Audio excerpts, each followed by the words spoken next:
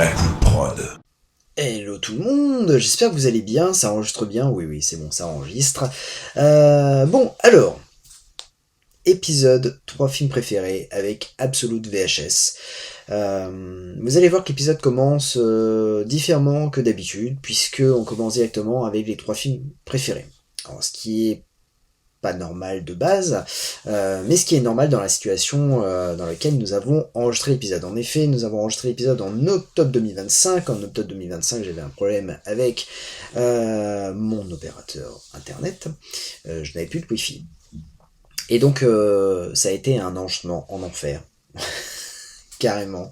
Pourquoi ? Parce que nous sommes passés par 3 plateformes et à chaque fois ça a cuté. Donc en fait on a essayé de faire la présentation d'Absolute pendant une partie sur une plateforme, puis en fait ça a planté et au final nous avons réussi à enregistrer, je crois que c'était sur StreamYard, ou oui je crois que c'est sur StreamYard qu'on a enregistré et nous avons pu enregistrer un peu plus de 2 heures d'émission.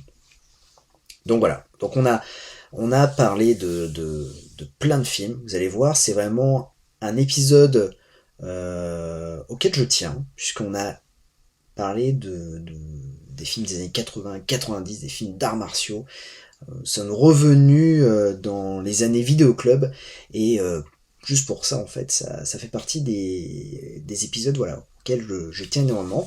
Donc voilà, donc c'est pour ça que nous avons pas... Alors il y avait à peu près 5-10 minutes d'épisode au départ qui ont été supprimés parce que inexploitables.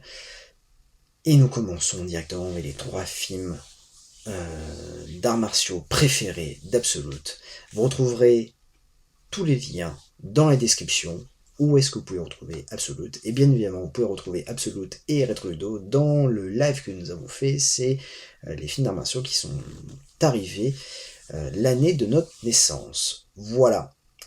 En attendant, je vous laisse avec Chuck Norris, qui va balancer sa petite punchline. Et je vous dis... Tchuss ! Je mets les pieds où je veux, Little John. Et c'est souvent dans la gueule.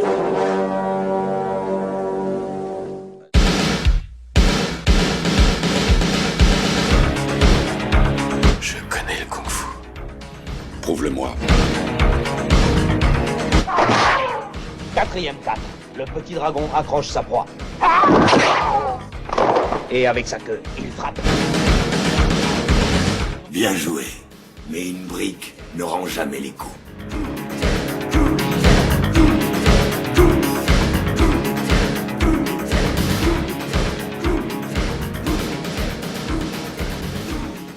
Bon, alors... On va commencer tranquillement l'émission avec le premier film que tu as choisi. Eh ben, le premier film que j'ai choisi, tu vois, j'ai même pris les, les produits dérivés qui vont bien, c'est Dans les griffes du dragon rouge. Ah, Avec la excellent. VHS au format NTSC. Donc là, on est bon. Donc, T'as ouais. la premier VHS, film. tu l'as trouvée Ouais. où cette VHS ? Parce qu'elle Oh, est, sur elle est eBay. magnifique. Hein. Ah ouais, elle est magnifique. Ouais, Hein. elle est sous blister en plus. Hein. Elle est sous blister, donc je l'ai pas déblisté. Donc j'adore ce film. Donc ouais, j'ai trouvé ça sur eBay. Et elle est fièrement exposée dans mon petit studio, mon petit vidéoclub que j'ai recréé. Donc c'est cool. Et j'ai la BO qui va avec, qui est alors pour le coup assez Oh ! dure à trouver. Ah bah oui, Celle-là, elle est elle est assez difficile à rare. trouver. Elle Ah ouais, est vraiment très rare, ouais. ouais. Et j'en ai vraiment chié pour la trouver. Je l'ai trouvée sur eBay et à un bon prix. Enfin, j'ai dû la payer donc, 30 ou 40 balles. Ok. Là où d'habitude, j'avais même vu une fois la cassette audio à 600 balles, quoi. Enfin, elle est super rare. Bah alors, ouais, alors il y a une petite histoire par rapport à ça, c'est qu'en fait, pourquoi il n'y a jamais eu... parce que, je sais pas où est-ce que tu l'as acheté, toujours sur eBay ? Ouais, sur eBay, ouais. Parce qu'en fait, il me semble que, par exemple, la BO vinyle ou même, la distribution en France n'a pas été faite parce que, en fait, David Michael Frank a composé en fait, on l'a un peu pressé pour composer cette chanson, comment dire? Cette BO, parce que c'était pas lui à la base qui devait le faire et Ah donc ouais? en fait, ouais et donc C'est en qui à fait, la base? je sais alors je me souviens pas du tout, mais, en fait, comme c'est un film qui a été hyper charcuté, Mmh. du coup, c'était pas lui qui devait faire à la base la BO et il me semble, je dis l'anecdote dans l'épisode dans les Griffes du Dragon Rouge et pour le coup, voilà, c'est pour ça qu'il y a pas eu de commercialisation, à proprement parler de la BO. Mais j'avoue que, ça doit être assez rare de trouver. Ce qui est fou parce qu'il y a quand tu écoutes la BO, il y a pas vraiment tu dois avoir 2 ou 3 thèmes qui Ouais, reviennent souvent. ouais, il y a 3 thèmes marquants, je crois. Ouais, 3 thèmes bah, tu as marquants. la BO l'introduction. Ouais, ce qui était le Tu thème de as, Kenner.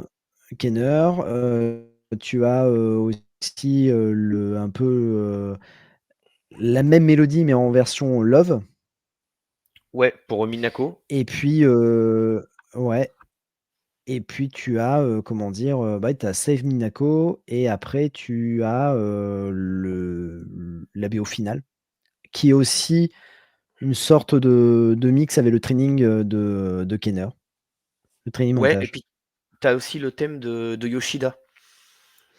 et le En thème tout de cas, tu as Yoshida. ce leitmotiv qui revient à chaque fois, effectivement. Puis je Tout trouve à qu'il est fait, ouais. vraiment super bien composé parce que, bah, déjà, l'acteur est flippant en soi, je trouve, dans le film, mais la Ouais, c'est vrai. musique le représente super bien. Bah, je trouve que cette BO, de toute façon, elle est exceptionnelle, Ah oui, franchement. ouais, ouais, bah, ça montre déjà la patte de David Michael Frank, Mmh. qui, reproduira l'expérience un peu plus tard avec, Street Knight, qui est pour moi, qui est un super, comment dire? Jeff Speckman, et puis, bah, pour le coup, c'est la BO, elle s enfin, le film, il est basique. On va pas dire c'est un grand scénario, mais la BO sauve tout, quoi. Enfin, j'ai adoré cette BO et donc ouais, Street Knight et après il va faire, ou avant, il va faire, Justice sauvage. Oui, il fait avant Justice sauvage en 91, ouais. Ah ouais, ça doit être juste avant, parce que de toute façon, dans Les Griffes du Dragon Rouge, c'est sorti en 91 C'est aussi, donc Ouais, ouais, ça ouais, devait être ouais, ouais et oui, il a parce à peu qu'il y près a fait un ça en même lien temps. il y a un lien entre Justice sauvage et dans Les Griffes du Dragon rouge, en fait. Ah ouais? C'est quoi Ouais, le lien? c'est le même monteur. Ah OK, OK, Ouais, OK. ouais et en fait, Warner appelle ce monteur-là pour, Justice sauvage parce que, il trouve que le film est trop long et qu'il faut le cutter et il trouve aussi que, et Seagal, en fait, veut à tout prix être un peu plus présent dans le film et hem, effacer William Forsythe parce qu'il se dit: «Putain, mais William Forsythe est mieux que moi». Et donc en fait, bah, voilà, il modifie le film. Donc le film passe d'1h45 à, 1h20, 1h28, 1h28 Ouais.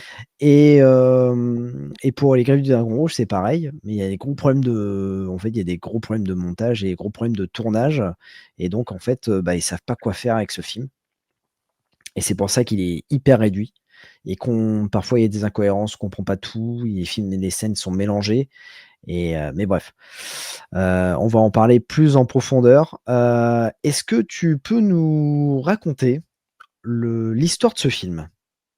Bah, l'histoire en soi, effectivement, elle est pas très compliquée et c'est ce que j'aimais justement dans ces films d'époque. Aujourd'hui, on va te sortir des films de 3 heures où c'est extrêmement long. Là, effectivement, alors pour des problèmes de montage, effectivement, il est peut-être un peu charcuté, mais c'est assez vite raconté et tu tout de suite dans le bain. Et ça raconte l'histoire de Kenner qui est flic et qui, court après Yoshida parce qu'il a un passif avec lui. Il se trouve que Yoshida a tué ses parents. Mmh, Il a été élevé au Japon, il a tué ses parents au Japon et Yoshida s'en va pour les États-Unis et en fait, c'est la pègre, c'est la mafia japonaise et il va essayer donc de venger ses parents et de l'arrêter et pour ça, on lui colle dans les pattes un inspecteur de police qui est plutôt jeune, qui est joué par Brandon Lee, que tout oppose. C'est le principe du buddy movie et au fur et à mesure de l'aventure, ils se rapprochent l'un et l'autre, ils deviennent potes et ils ouais. décident de faire front commun pour aller buter Yoshida. L'histoire, elle est assez simple, hein, il y a pas grand-chose à en dire sur l'histoire, mais je trouve que en fait, il y a tout est culte dans le film. J'aime les décors, j'aime les acteurs, les punchlines. La BO, on en parlait, je la trouve exceptionnelle. Et c'est vrai que j'ai choisi ce film parce qu'il a bercé mon enfance. Donc c'est un film doudou, c'est un film que j'adore et que je me lasse jamais de revoir. Mmh. Et puis je trouve que il est un peu sous-estimé ce film voilà, dans le milieu des actionneurs. Et j'avoue, je comprends pas trop pourquoi. Parce que je trouve qu'il y a tout dans ce film en fait. Il y a de Parce qu'il est pas l'action, il y connu, a en de fait. l'humour, Il Tu est pas crois, ouais, connu. qu'il est pas. Ouais, il est pas connu, je crois qu'il c'est un direct to vidéo chez nous, hein. Ouais, oui, c'est pas sorti au cinéma chez nous, malheureusement. C'est un direct vidéo chez nous. C'est un film qui a été hyper mal vendu par la Warner parce que j'ai l'impression qu'ils voulaient se débarrasser de ce film. C'est un film qui a bidé comme un bidé aux États-Unis au box-office. Ça a coûté un peu de pognon à Warner. Et, euh, et donc, ouais, c'est un film qui va sortir en VHS, qui va cartonner en VHS. Ouais, ça, je sais qu'en dans les vidéoclubs, ça va cartonner, ouais. Mais ça reste un film mineur, quoi. Bah oui, c'est ce que j'ai un peu de mal à comprendre. Alors c'est même étonnant d'ailleurs parce que dans les vidéoclubs, pour le coup, ça marche, Mm. tu vois? Donc comme quoi il y aurait pu avoir un public pour ce film-là et je pense qu'il a bidé pour de mauvaises raisons, en fait. Il a bidé pour des mauvaises raisons. En fait, il a bidé parce qu'on a un Dolph Lundgren qui est pas bankable. Ouais. Ils vont mettre Brandon Lee, mais en mode fils de Bruce Lee. Donc voilà, ils le vendent comme ça, hein. Ouais, ouais, ouais, Et, carrément. et le problème, c'est que c'est un super duo, mais ils savent pas quoi faire avec, en fait. Tu vois, c'est vraiment, ils se disent, bon, bah, on a ce duo-là, on va essayer de faire quelque chose, et c'est un peu brouillon. Et je pense que c'est pour toutes ces raisons que le film, en fait, reste, en fait, inconnu, même dans la filmographie tu vois, même dans la filmographie de Brandon Lee. On pense à des films comme Laser Mission, on Mmh. pense à des films comme, comment dire? Rapid Fire, Legacy of Rage et The Crow. Et on oublie souvent qu'il a fait, le film, Shutdown in Little Tokyo, quoi. C'est vrai et pourtant c'est son premier gros film de studio parce que les films que tu viens de Ouais. mentionner, c'est vraiment pour le coup, de la petite série B, quoi. Ah bah, Laser Mission, oui, c'est carrément, un bas budget, ça sort directement en vidéo, ils essayent de surfer sur la vague James Bond, enfin c'est une catastrophe. Legacy of Rage, bah, c'est du HK vidéo. Ouais. Et Legacy of Rage, tu as l'empreinte de Bruce Lee qui est présent, parce que même, comment dire? Même au niveau de la vente du film, sur certaines affiches, tu as, le portrait de Bruce Lee, quoi. Ah ouais, carrément, ça je savais pas. Ah ouais, tu as le portrait de Bruce Lee en mode, tu sais, ombre. Donc ouais, ouais, ouais, et en fait, Puis la il y a s Bolognon dedans en plus, non? il a beau ouais, alors il joue 5 minutes. Ouais, OK. Et puis, Legacy of Rage n'est pas un film d'arts martiaux, c'est vraiment un film de gunfight. Donc tu vois, même ça, on voit pas trop, Brandon Lee se battre. Le seul film qui va être, et c'est voilà, c'est pour moi, mais on en parlera tout à l'heure, mais c'est le seul film qui a vraiment une importance dans la filmographie de Brandon Lee, et c'est là où les gens vont commencer à le connaître, c'est Rapid Fire, quoi. Ouais et pourtant je trouve que ça reste quand même aussi un film, en fait, la dans la culture populaire, en tout cas, quand tu parles de Mmh. Brandon Lee, tout le monde connaît The Crow, en fait. Oui, bah, oui, mais Il y a parce qu'il vraiment y que a des gens qui, l'histoire. ouais, voilà, bah, Et il y voilà, a l'histoire tragique derrière, quoi et puis le film il a quand même mis une tarte à l'époque parce que c'est vrai que le film, il est beau oui. quand même. Le film est vraiment beau. Il y a une Ouais, le film patte, est il y a de vraiment beau, ouais. l'histoire. Ouais, il y a Le quelque le chose. film est le film est beau, ils utilisent, tu vois, je l'ai revu il y a pas longtemps. Ils utilisent, l'image de synthèse pour le visage de Brandon Lee. Hem, c'est Chad Stahelski d'ailleurs qui double, Ouais, Brandon Lee, ouais, c'est ouais, ça ouais, qui est ouais. assez fou. Ouais, ouais, ouais. Hem et pourtant, bah, tu y vois que du feu. Tu vois qu'il y a Ouais, des complètement. mais c'est propre, et il y a eu un rallonge de budget, tout ça, et en fait, le film est un un gros carton parce que, bon, je pense aussi parce que l'histoire fait que Brandon Lee est décédé, donc les gens sont un peu curieux et vont aller voir le film, mais parce que quand tu regardes le film, tu te dis: «Oh putain, ouais, c'est ouf». C'est ouf, et c'est là où tu te dis que Brandon Lee aurait pu avoir une autre carrière que, celle de actionneur, dans les années 90, quoi. Ouais, je pense que The Crow, ça lui aurait permis ce virage-là. Alors effectivement, je pense qu'il serait quand même revenu au cinéma d'action un petit peu derrière. Je pense qu'il aurait jonglé entre les 2. Mais Ouais. contrairement à son père, là où son père avait des capacités martiales juste exceptionnelles, une science des arts martiaux, c'était peut-être un peu Ouais, moins c'est vrai. présent chez Brandon Lee. c'est sûr. Ça reste un excellent artiste martial. C'était peut-être un peu moins présent chez lui. Par contre, en l'occurrence, son père était pas un super acteur, faut le dire. C'est pas sa qualité première. Par Non, contre, non, son non. fils, lui, avait vraiment des capacités d'acteur. Et Ouais. ça se voit dans The Crow. Il est Ça se voit carrément exceptionnel dans dans The The Crow. Crow. Ouais. Ouais. Et je pense que du coup, c'était la porte de sortie pour Brandon Lee. Ouais. Oui, oui, mais carrément. Et pour dans Les Griffes du Dragon Rouge, bah, il vole un peu la vedette à Dolph Lundgren. Dolph Lundgren, en fait, est présent. Mais pareil, là, c'est un peu charcuté parce que tu vois, c'est un gars qui se bat, qui maîtrise le karaté, qui est très dans la culture japonaise. Et quand tu arrives à la fin du film, il est aux fraises, Dolph Lundgren. C'est-à-dire que le combat final, c'est un peu. Tu vois, je trouve beaucoup plus, et je le dis dans le podcast, mais je trouve beaucoup plus passionnant le combat entre Brandon Lee et. Alors j'ai complètement oublié son nom, mais le méchant, un des méchants de Tortue Ninja, le Ouais, film, le qui méchant est de le bras Tortue droit Ninja, de ouais. Yoshida, voilà. Je retiens jamais son nom non plus, mais. Mais je trouve beaucoup plus passionnant et ce combat-là, plutôt que le combat entre Yoshida et Kenner, quoi. Ouais, Où c'est tu pas. vois que Ouais. où tu vois Kenner se fait maîtriser. Alors que tu te dis: «Bah non, c'est pas possible en fait, non, bah non, tu ne peux pas te faire maîtriser». Tu Kenner pour moi, c'est tout ce qu'il, toutes les valeurs qu'il met en place et autres, tu te dis: «Non mais en fait, c'est toi le crack des arts martiaux». Et il le montre jamais. Et ça, c'est par contre, ça c'est, le gros défaut, des films de Dolph Lundgren. Dolph Lundgren est un pratiquant, c'est un crack, mais il l'a jamais à te le montrer en fait. Ouais, c'est vrai, ouais. C'est vrai qu'il le montre pas tant que ça et c'est dommage parce que tu sens que dans il y a un moment dans le film où, bah, justement, c'est le training montage où il s'habille Mmh. justement comme un samouraï, machin. On le Ouais, voit ouais, lancer ouais. 2-3 kicks. Franchement, il est propre. Franchement, il est propre et c'est vrai que c'est dommage, on le voit pas assez, c'est dommage. Mais pour autant, je trouve que les séquences de fight dans le film sont cool. Ah oui, la La la scène séquence de dans le bar, bar, ouais, ouais, tu mais vois? elle est courte. Elle C est courte, mais la séquence de bar, elle Ouais, c'est est un peu géniale. court. C'est vrai que c'est un peu court et d'ailleurs, alors je sais plus si c'est toi ou Seb à un moment qui en parle dans un podcast. Je sais plus lequel des 2, mais j'étais complètement d'accord avec vous. J'ai personnellement un rapport aux arts martiaux assez, terre à terre. Moi, dès que ça devient câblé, dès que je sens que c'est truqué, ça me sort du truc, tu vois? Ouais, J'aime les ouais, choses faites pour de vrai et justement, dans cette séquence dans le bar, il y a un moment, Brandon Lee fait un salto arrière en montant sur une table ouais. et quand j'étais gosse, genre: «Ah mais la vache!» genre, enfin, je kiffais quoi, mais complètement je kiffais Ah ouais. et j'ai jamais su si sur cette séquence, c'était lui qui le faisait ce salto ou s'il était doublé. Je sais pas du tout.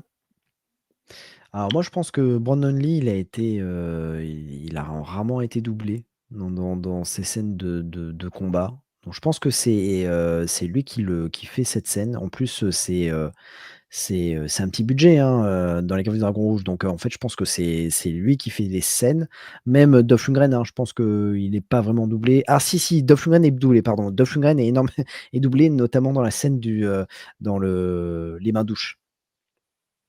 Ouais, C'est oui, pas oui, lui. c'est ce que vous disiez dans Ouais, le c'est pas j'avoue, lui. j'ai jamais fait Ouais, gaffe. c'est Ouais. pas lui du tout. Mais après, je peux comprendre, c'est la star du film. Donc il faut pas qu'il soit blessé. Ouais, c'est vrai que c'est compliqué des fois, c'est même dans les films actuels, en fait, des fois, tu te dis: «Mais attends, est-ce que c'est vraiment eux qui font ou pas?» La plupart du temps, c'est même pas eux, il y a des histoires d'assurance, ils veulent pas Ah prendre de oui. risques. En plus, c'est des stars aujourd'hui, tu prends dans un univers totalement différent, mais tu prends un Robert Downey Jr., si ça se blesse sur un Avengers, je t'explique même pas. Donc Ah oui, je oui, pense qu'on oui. lui interdit purement et simplement de le Non, faire, mais même même s'il est un volontaire. même un Statham, hein, un Statham, voilà, il a besoin de doublure. Tu peux pas tu Alors peut-être que dans les scènes de combat, c'est lui, mais après le reste, ça sera pas Les forcément projections, lui, tout voilà, les ça, projections. ouais, Ah oui, non. les projections, c'est hyper dangereux pour un acteur. Ah ouais, carrément. C'est Tu vois, je rigolais la dernière fois avec Nanarologie parce que, on a regardé en HD, Mortal Kombat. Ouais, ah, on l'a revu aussi. Heu, Linden Ashby, moi je pensais qu'il y avait qu'une seule scène où c'était pas lui, mais en fait Linden Ashby tout le temps, c'est pas lui. Ce n'est pas lui qui se bat. Ah ouais? Il Moi, est je pensais qu'il doublé y avait quand même constamment. Ah, il est d'autres. doublé. Ah ouais? Non, non, non, bah, toute la scène de Scorpion, c'est pas lui. Et en HD, Ouais, ça se voit vachement parce que c'est. Seb va se foutre de moi, mais parce que je cite à chaque fois cette anecdote, mais c'est Gigi Perry qui double Lyndon Ashby. Mais après, même la scène quand ils sont au début, quand les trois sont dans une pièce et il y a les soldats de Chang Tsung qui arrivent, bah, il est doublé. Ah ouais, Il là, est je pensais doublé. que Ouais, c'était lui, ouais, tu vois? ouais.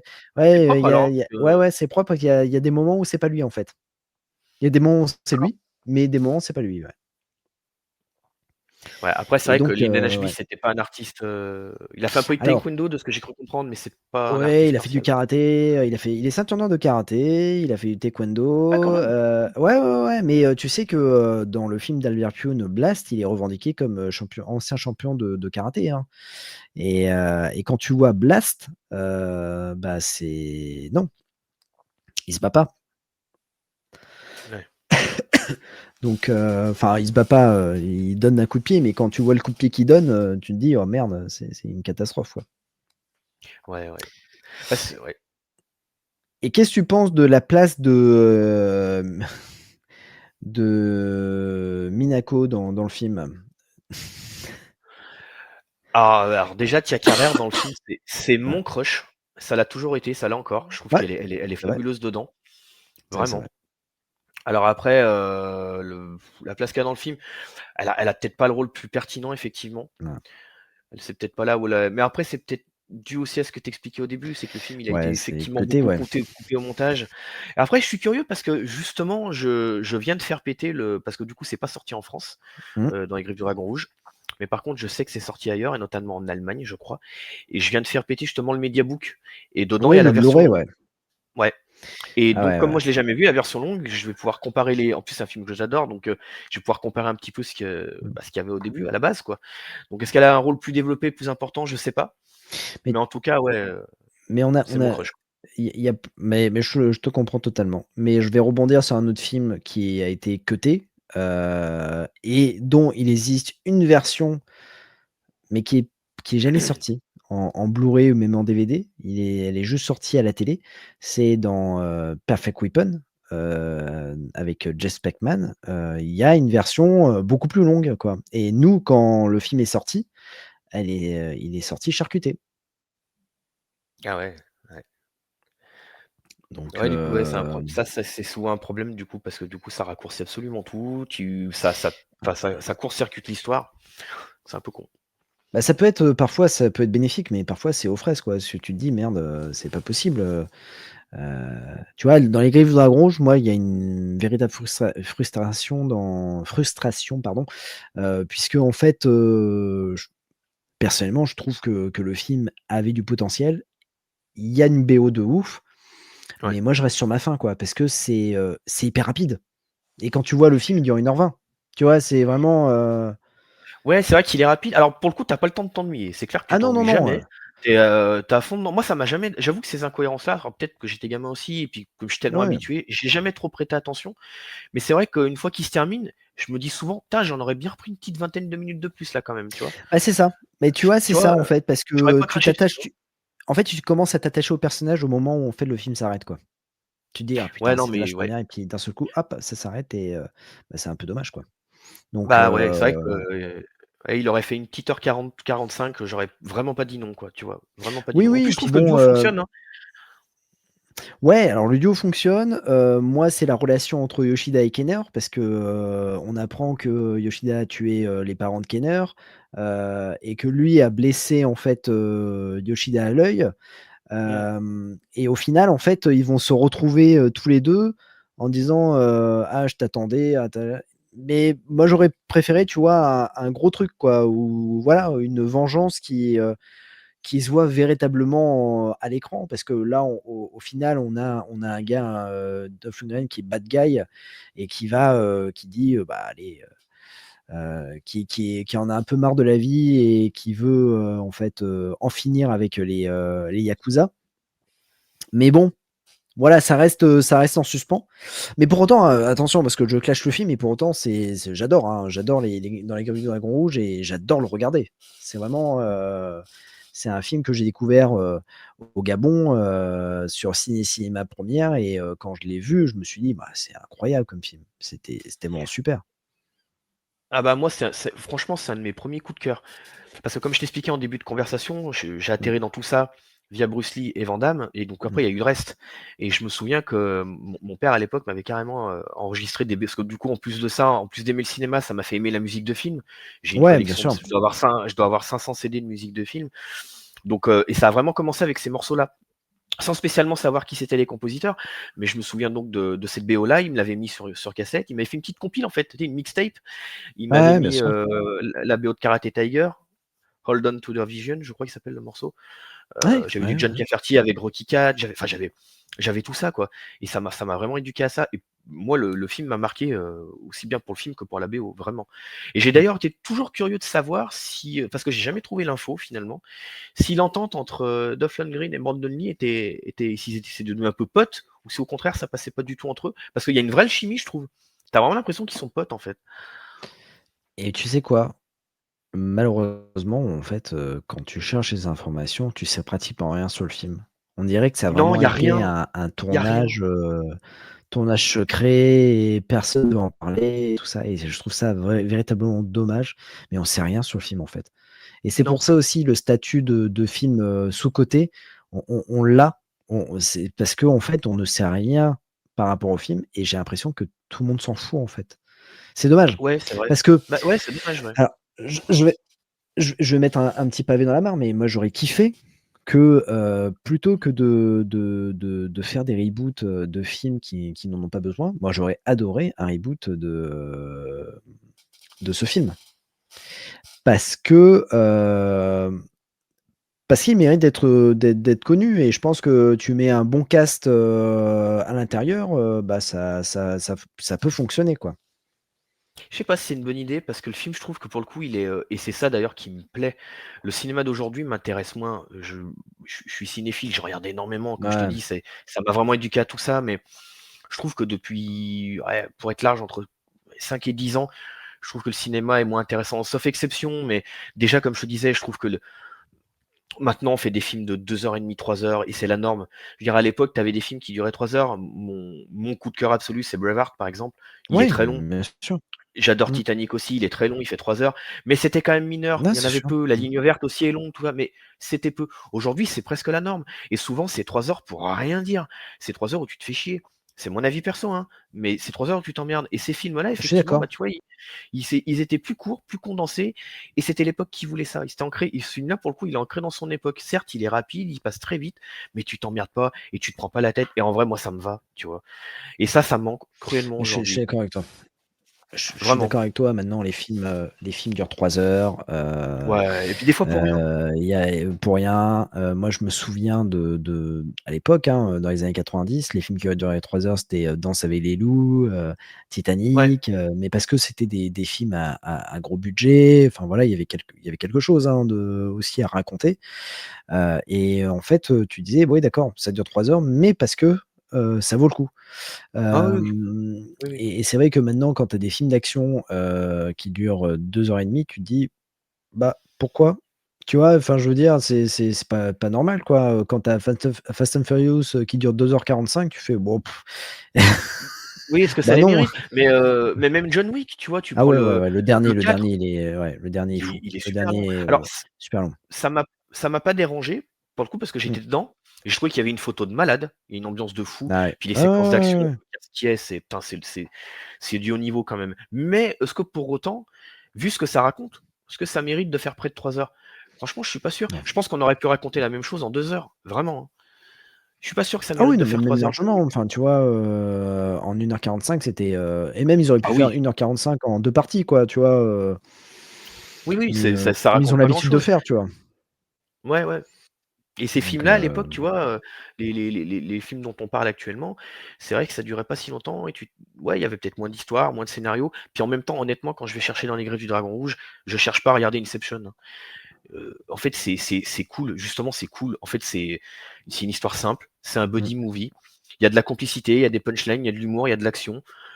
Pour moi, c'est top, quoi. Et je suis vraiment nostalgique de cette époque-là. Et ça, c'est un film qui a vraiment compté toute mon enfance. Donc c'est pour ça que je l'ai choisi. Et puis bon, comme on dit en début de conversation, il est pas réhabilité. Quand on parle, faut vraiment être dans un milieu de niche, de mecs qui aiment les actionneurs ou au moins les films d'arts martiaux. Mais sinon, personne ne le connaît. Et je trouve ça super Ouais. dommage, parce que j'adore ce film. J'adore vraiment ce film. Mais en tout cas, ouais, pour la relation qu'il y a eu sur le tournage entre les deux, c'est vrai que comme tu Non, c'est disais, on vrai. trouve rien, quoi. On J'ai trouve essayé de rien. trouver des Non. interviews de Dolph Lundgren pour voir s'il pouvait parler un peu, toi, de cette époque-là, de ce tournage. On trouve très peu de choses. Il n'y a pas grand-chose. Non, Dolph Lundgren, il va parler de Dark Angel, il va parler de Punisher, il va parler du Scorpion Rouge, mais il va oublier les Griffes d'un Gron. Je sais pas pourquoi, tu vois. C'est vraiment, je trouve que voilà, c'est des Le peu de fois où j'ai vu des trucs voilà. sur ça, il disait qu'il en gardait pas un bon souvenir. Donc je pense que c'est dû essentiellement au montage de la Warner, au fait que le studio croyait pas au film. Mais il s'étend pas trop sur la relation qu'il a avec Brandon Lee, et que bon, bah, Brandon Lee Non, n'est plus non, là, on ouais, peut ouais, pas trop le ouais. dire, donc on sait pas trop en fait. Non, On sait non, on pas sait trop. pas. Et bah d'ailleurs, si, est-ce que tu as des choses à ajouter sur les Griffes du Dragon Rouge? Non, pas spécialement. Non, je pense qu'on a quand même fait le tour. Mais en tout cas, ça a été une sacrée porte d'entrée pour moi, ça c'est sûr. Et ben, on va parler de la continuité. On va faire la continuité de la carrière de Brandon Lee, puisque tu as. Et en fait, on va parler chronologiquement, puisque c'est juste après, dans Les Griffes du Dragon Rouge. C'est le 1, 2, 3, quatrième film de Brandon Lee. Ouais, exactement. Et Rapid donc Fire. c'est Rapid Fire avec ma petite Yes. VHS au format NTC, toujours Ah, sous blister. ça, c'est génial. Par contre, ce que tu as, c'est vraiment une belle collection, parce que. Ah, Ouais, elles ouais, sont ouais. magnifiques, hein. Franchement, si tu mets les deux côte à côte, franchement, c'est. Alors, pour ceux qui l'écouteront en podcast, verront pas, mais non, franchement, ça se pose là, quoi. Ah, c'est trop bien. Ça se pose vraiment là. Elles sont Ouais, blistées. c'est Alors, deux belles VHS qu'on trouvait dans les vidéoclubs Blockbuster aux États-Unis, quoi. ouais, c'est ça. Puis alors, là, je pense pas qu'on verra, mais t'as carrément le. Ah, si on le voit. T'as carrément le sticker de la Fox, Ah, c'est trop bien. Non, et tu vois. franchement, magnifique. Le blister de Magnifique. la. Ah ouais, non, c'est top, c'est vraiment top. Je me suis vraiment fait plaisir. Et puis, donc, j'ai la BO de Christopher Young. Ah, putain, mais ça, c'est trop bien. Trop, trop bien. Super BO Ouais, elle est cool. de Rapid Fire. Ouais, Christopher elle est cool. Young, Hellraiser, c'est ça? Notamment, ouais. Et Il a fait beaucoup de choses, Christopher Young. ouais, notamment, ouais. Il a fait Jusqu'en Enfer, alors beaucoup plus récemment, hein. Il a fait la BO de Oui, Spider-Man oui, oui, 3 oui, qui est totalement. énorme. Et il a remplacé Danny Elfman au pied levé Ouais. parce qu'il s'était brouillé avec Sam Raimi, je crois. Et la BO, elle a jamais été rééditée. Mm. Putain, quel dommage, parce qu'elle est exceptionnelle. Donc, ouais, non, Christopher Young, c'est un bon. C'est un bon. Mais film d'action totalement efficace. Qu'est-ce que tu peux me dire sur Rapid Fire? Bah, déjà, commence par l'histoire du film. Bah, Brandon Lee, dedans, il incarne un jeune étudiant qui s'appelle Jack Lowe. Et il va être témoin d'un meurtre. D'un Mm. meurtre dans une soirée. Et du coup, il va se retrouver en danger et il va faire la connaissance d'un flic qui s'appelle. Comment il s'appelle déjà le flic joué par Powers Booth? C'est Ryan? Ah, je me rappelle C'est plus. Ryan, Ouais, je non? crois que c'est Ryan, ouais, ouais, ouais, il me semble. Je crois que c'est Ryan, qui va en gros, il va être placé sous protection policière, Policier, ouais. quoi. Et ils vont essayer de faire tomber. Bah, c'est pareil, alors je crois que c'est la mafia aussi finalement, Mm. mais plus japonaise, c'est italienne. Donc ils vont essayer de le faire tomber, quoi. Donc en quelque sorte, c'est aussi un buddy movie parce que finalement, tous les opposent, Ouais, Powers Booth et Brandon Lee dans le film. Et pareil, c'est un petit actionneur à l'ancienne des années 90 qui doit faire 1h30, 1h40. Tu te ouais, prends c'est pas ça. la tête devant. Il y a des putains de séquences d'action, franchement. Puis c'est sec, c'est brut. Et il est beaucoup plus mis en valeur que dans Les Griffes du Dragon Rouge, Ouais, Brandon Lee. Et pour le coup, c'est lui la star du film. Là, pour le coup, c'est ouais. vraiment lui.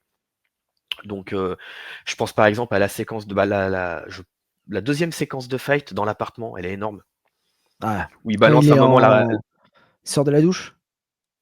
Ouais, il sort de la douche, il est dans un appart à Ouais, ouais, Chicago, ouais. il est placé sous protection du FBI, puis les mecs, c'est des ripoux, Ouais. ils cherchent à se le faire. Et il y a une séquence dans la cuisine où il balance la porte du réfrigérateur dans la tronche du gars. La cascade, elle est C'est super classe, incroyable, quoi. c'est Ouais, incroyable. elle est super Ce classe. film est. Non, non, mais je suis d'accord avec toi. Ce film est totalement fou. Moi, j'ai découvert je crois qu'il était passé sur France 2 en première partie de soirée à l'époque. Ah ouais? Ah Ouais, ouais, ouais. il était passé, non, France 3, pardon. France 3 en première partie de soirée, Rapid Fire et je l'ai découvert à ce moment-là parce que mon frère l'avait enregistré et on avait pu le regarder et c'est vrai que, bah, ça changeait. C'est-à-dire que c'était vraiment le blockbuster de Brandon Lee, et il respectait les cadres de bah, les codes, pardon, les codes du film d'action. C'est-à-dire qu'en fait, il va être badass, il va se battre, il va avoir des séquences de fou, martialement parlant. Il va avoir le Interest aussi. Mmh. Et puis nous avons en fait une BO, mais juste dingue. Et puis, une BO juste dingue avec, comment dire? Il me semble que c'est Hardline Ouais, qui signe ouais, la la séquence de fin, enfin la BO de ouais, fin, ouais. qui est totalement folle. J'adore réécouter cette BO parce que je trouve que c'est dingue. Et puis, et bien noter en VF, moi je préfère, je tiens à noter que, bah, là, il a un autre doubleur. Ouais. Malheureusement, Brandon Lee, c'est quelqu'un sur les 6 films, il aura 6 VF différentes. Et là, cette fois-ci, c'est Michel Vignier. Michel Vignier qui, double, à cette époque, Steven Seagal. Ah ouais, putain, maintenant que tu le dis, oui, c'est vrai. C'est vrai. Après, ils lui ont donné une voix effectivement dans La Griffe du Dragon Rouge. Alors, il a pas une Ouais, voix fluette, mais il a une voix ouais. plus gentillette. Là, on lui a mis une voix bien badass, bien baroudeur. Et ouais, le personnage est beaucoup plus affirmé, beaucoup plus badass. Et ouais, j'avais pas fait le rapprochement, tiens. Oui, c'est maintenant que tu le dis, oui, c'est vrai. Ouais. Ouais, ouais. Et moi, ce que je me rappelle, ça m'avait un peu marqué. Je m'étais dit: «Waouh! Purée, ils lui ont foutu une voix, mais de ouf!» Franchement, Ah ouais, il est c'était assez dingue. Et puis, il faut dire qu'à l'époque, il y avait 3 films qui existaient. C'était, Legacy of Rage, Rapid Fire et The Crow. Donc en fait, c'est vrai que, dans les Gueux Dragons Rouges, bah, on connaissait pas. Laser Mission, on le connaissait pas. Et c'est vrai que quand tu vois Rapid Fire, tu te dis: «Oh! Mais il est complètement fou, martialement parlant, quoi». Il y a des ah ouais, il est séquences bon dedans. d'action qui sont, et puis ça ne s'arrête pas. Tu vois? C'est vraiment c'est des tableaux, quoi, les trucs à chaque fois. Ah ouais, carrément. Bah, de toute manière, la première séquence de fight, parce qu'en fait, il se fait piéger au début, il est dessinateur, en tout cas, il apprend le dessin et tu as une étudiante qui vient le draguer. Donc tu lui dis: «Bah, ça y est», elle lui propose un date, mais en fait, pas du tout. Elle veut l'attirer dans une soirée étudiante pour des fonds, je sais plus trop quoi, et c'est d'ailleurs là qu'il est témoin du meurtre. Et la première Mmh. séquence de fight qui part, avec la musique de Christopher Young derrière, je me souviens du moment, tu dois t'en souvenir, quand il balance un low kick, dans la montée d'escalier en la fracassant, en faisant tomber Ah le mec putain, par-dessus la génial, rambarde. génial, ouais. C'est juste ouf. C'est juste ouf. Ensuite, il fait une Il est glissade, totalement il fait acrobate, hein, dans ce rebondir une film, hein. table. Ouais. Ah ouais, complètement. Bah, tu te souviens d'ailleurs de la il y a un coup de pied retourné qui balance à un moment, il est sur Oui, une passerelle, ouais. et le mec lui tient la jambe, il fait un coup de pied Oui, il tient la sauté. jambe, Oh ouais. là! Oh! Sérieux, c'est juste énorme. Et ça, pareil, je me suis dit: «Putain, mais c'est Brandon Lee, il est doublé, il est pas doublé? Est-ce qu'il le fait vraiment?» Non, Parce que il le c'est fait. impressionnant, C'est hein. lui, c'est lui. Et Sérieux, il le puis, fait? ouais, ouais, c'est lui, ouais. Il le fait dans Les Griffes du Dragon Rouge d'ailleurs, Ouais. au tout début, Ouais. avec, il le fait aussi. Et même, il y a une scène, dans une sorte d'usine de fonderie et il se bat contre un adversaire qu'on voit souvent puisque, Ouais, ouais. c'est un cascadeur que l'on retrouve dans Double Dragon, dans l'Arme Fatale 4. Enfin bon, il a une carrière de second rôle, assez impressionnant et je trouve que le combat est assez dingue et tu te Ouais, dis: il est «Mais beau. ça ne s'arrête pas, mais c'est toujours fou!» C'est ça. Et justement quelque chose ça rejoint un petit peu ce que je te disais en début de conversation. Ouais. J'ai un rapport au cinéma d'arts martiaux très terre à terre. C'est-à-dire que, comme je te disais, j'aime pas quand c'est câblé, j'aime pas quand les acteurs sont doublés, ça a toujours tendance à me décevoir. Je sais que Bruce Lee était doublé sur les séquences de salto, et quand j'étais gamin, j'adorais ce rapport aux arts martiaux très acrobatiques. Mmh. Et j'avais été un peu déçu en l'apprenant.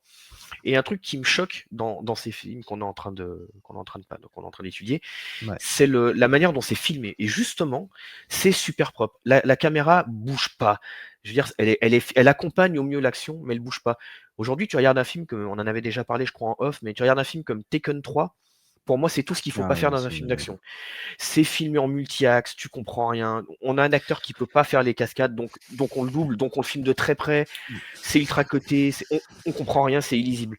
Dans ces films-là, la caméra, elle est super fixe. Tu vois tout, c'est lisible. Tu as des vrais acteurs qui font les cascades. Mm. Donc ça va se rejouer sur le montage, forcément. Si c'est pas eux, le montage il est épileptique. Il faut tricher, il faut montrer que c'est pas eux. Là, en l'occurrence, c'est pas le cas. Et dans Rapid Fire, justement, la caméra elle est super fixe, ça bouge pas, tu vois tout, et c'est super plaisant. Et c'est dynamique. Toi, t'as pas besoin d'avoir une caméra qui tremble dans tous les sens pour amener de l'action et de la tension. Au contraire, elle est fixe, elle bouge pas, et pourtant t'en prends plein la gueule.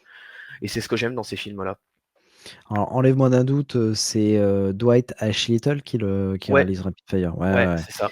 Et c'est Et super propre, hein. mais c'est un crack parce que tu vois, c'est pas dégueulasse quand il prend la caméra parce que tu vois, il a fait Halloween 4. C'est pas dégueulasse. Il a fait. Bon, j'ai vu un film, Le Fantôme de l'Opéra avec Robert Englund. La réalisation elle est très belle, la photographie est très très cool. C'est un gars qui aime vraiment véritablement le cinéma et donc il le montre à l'écran.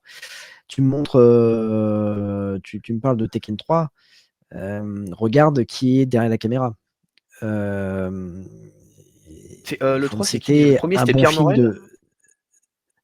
Ouais, Pierre Morel qui adore le. Alors, Pierre Morel, moi je respecte énormément Pierre Morel, c'est un mec qui adore le cinéma, et quand je vois ses réalisations, tu te dis, bah, il a tout compris, quoi. Même dans ses films un peu plus mineurs comme From Paris with Love, qui est pas forcément bien, mais Oh, c'est cool, ça se regarde. ouais, c'est cool, mais tu vois, ça se regarde, mais il a compris ce que c'était qu'un film d'action, tu vois. La séquence, elle est magnifique. Les séquences d'action, c'est rythmé, voilà, il comprend. C'est Olivier Mégaton, Tekken 2 et Tekken 3. Ah oui, c'est ça, oui, c'est Olivier Mégaton. Ouais, Et oui. tu vois, Bah, là, concrètement, mais non, mais que tu prends un Olivier Mégaton euh, n'importe où, Colombiana, Tekken 2, Tekken 3, Transporter 3. Bah, niveau action, en fait, c'est pas bon. Il sait pas réaliser une séquence d'action, et même filmer non. un personnage, c'est compliqué. Donc voilà. Et puis après, bah, il est pas aidé par le montage, qui doit être, qui est super coté pour la plupart de ses films. Donc voilà. Mais par contre, t'as un Camille Delamarre, là pour le coup Dwight H. Little, t'as Louis Leterrier. C'est des mecs en fait qui ont, et un Pierre Morel, tu vois, c'est des mecs qui, qui aiment profondément le cinéma d'action, et vont essayer de faire transparaître cela à l'écran. Et je trouve ça génial. Et concernant Rapid Fire, tu vois, c'est vraiment assez fou parce que les séquences d'action sont hyper bien soignées. Mais même il y a des ralentis, mais c'est pas un abus, tu vois.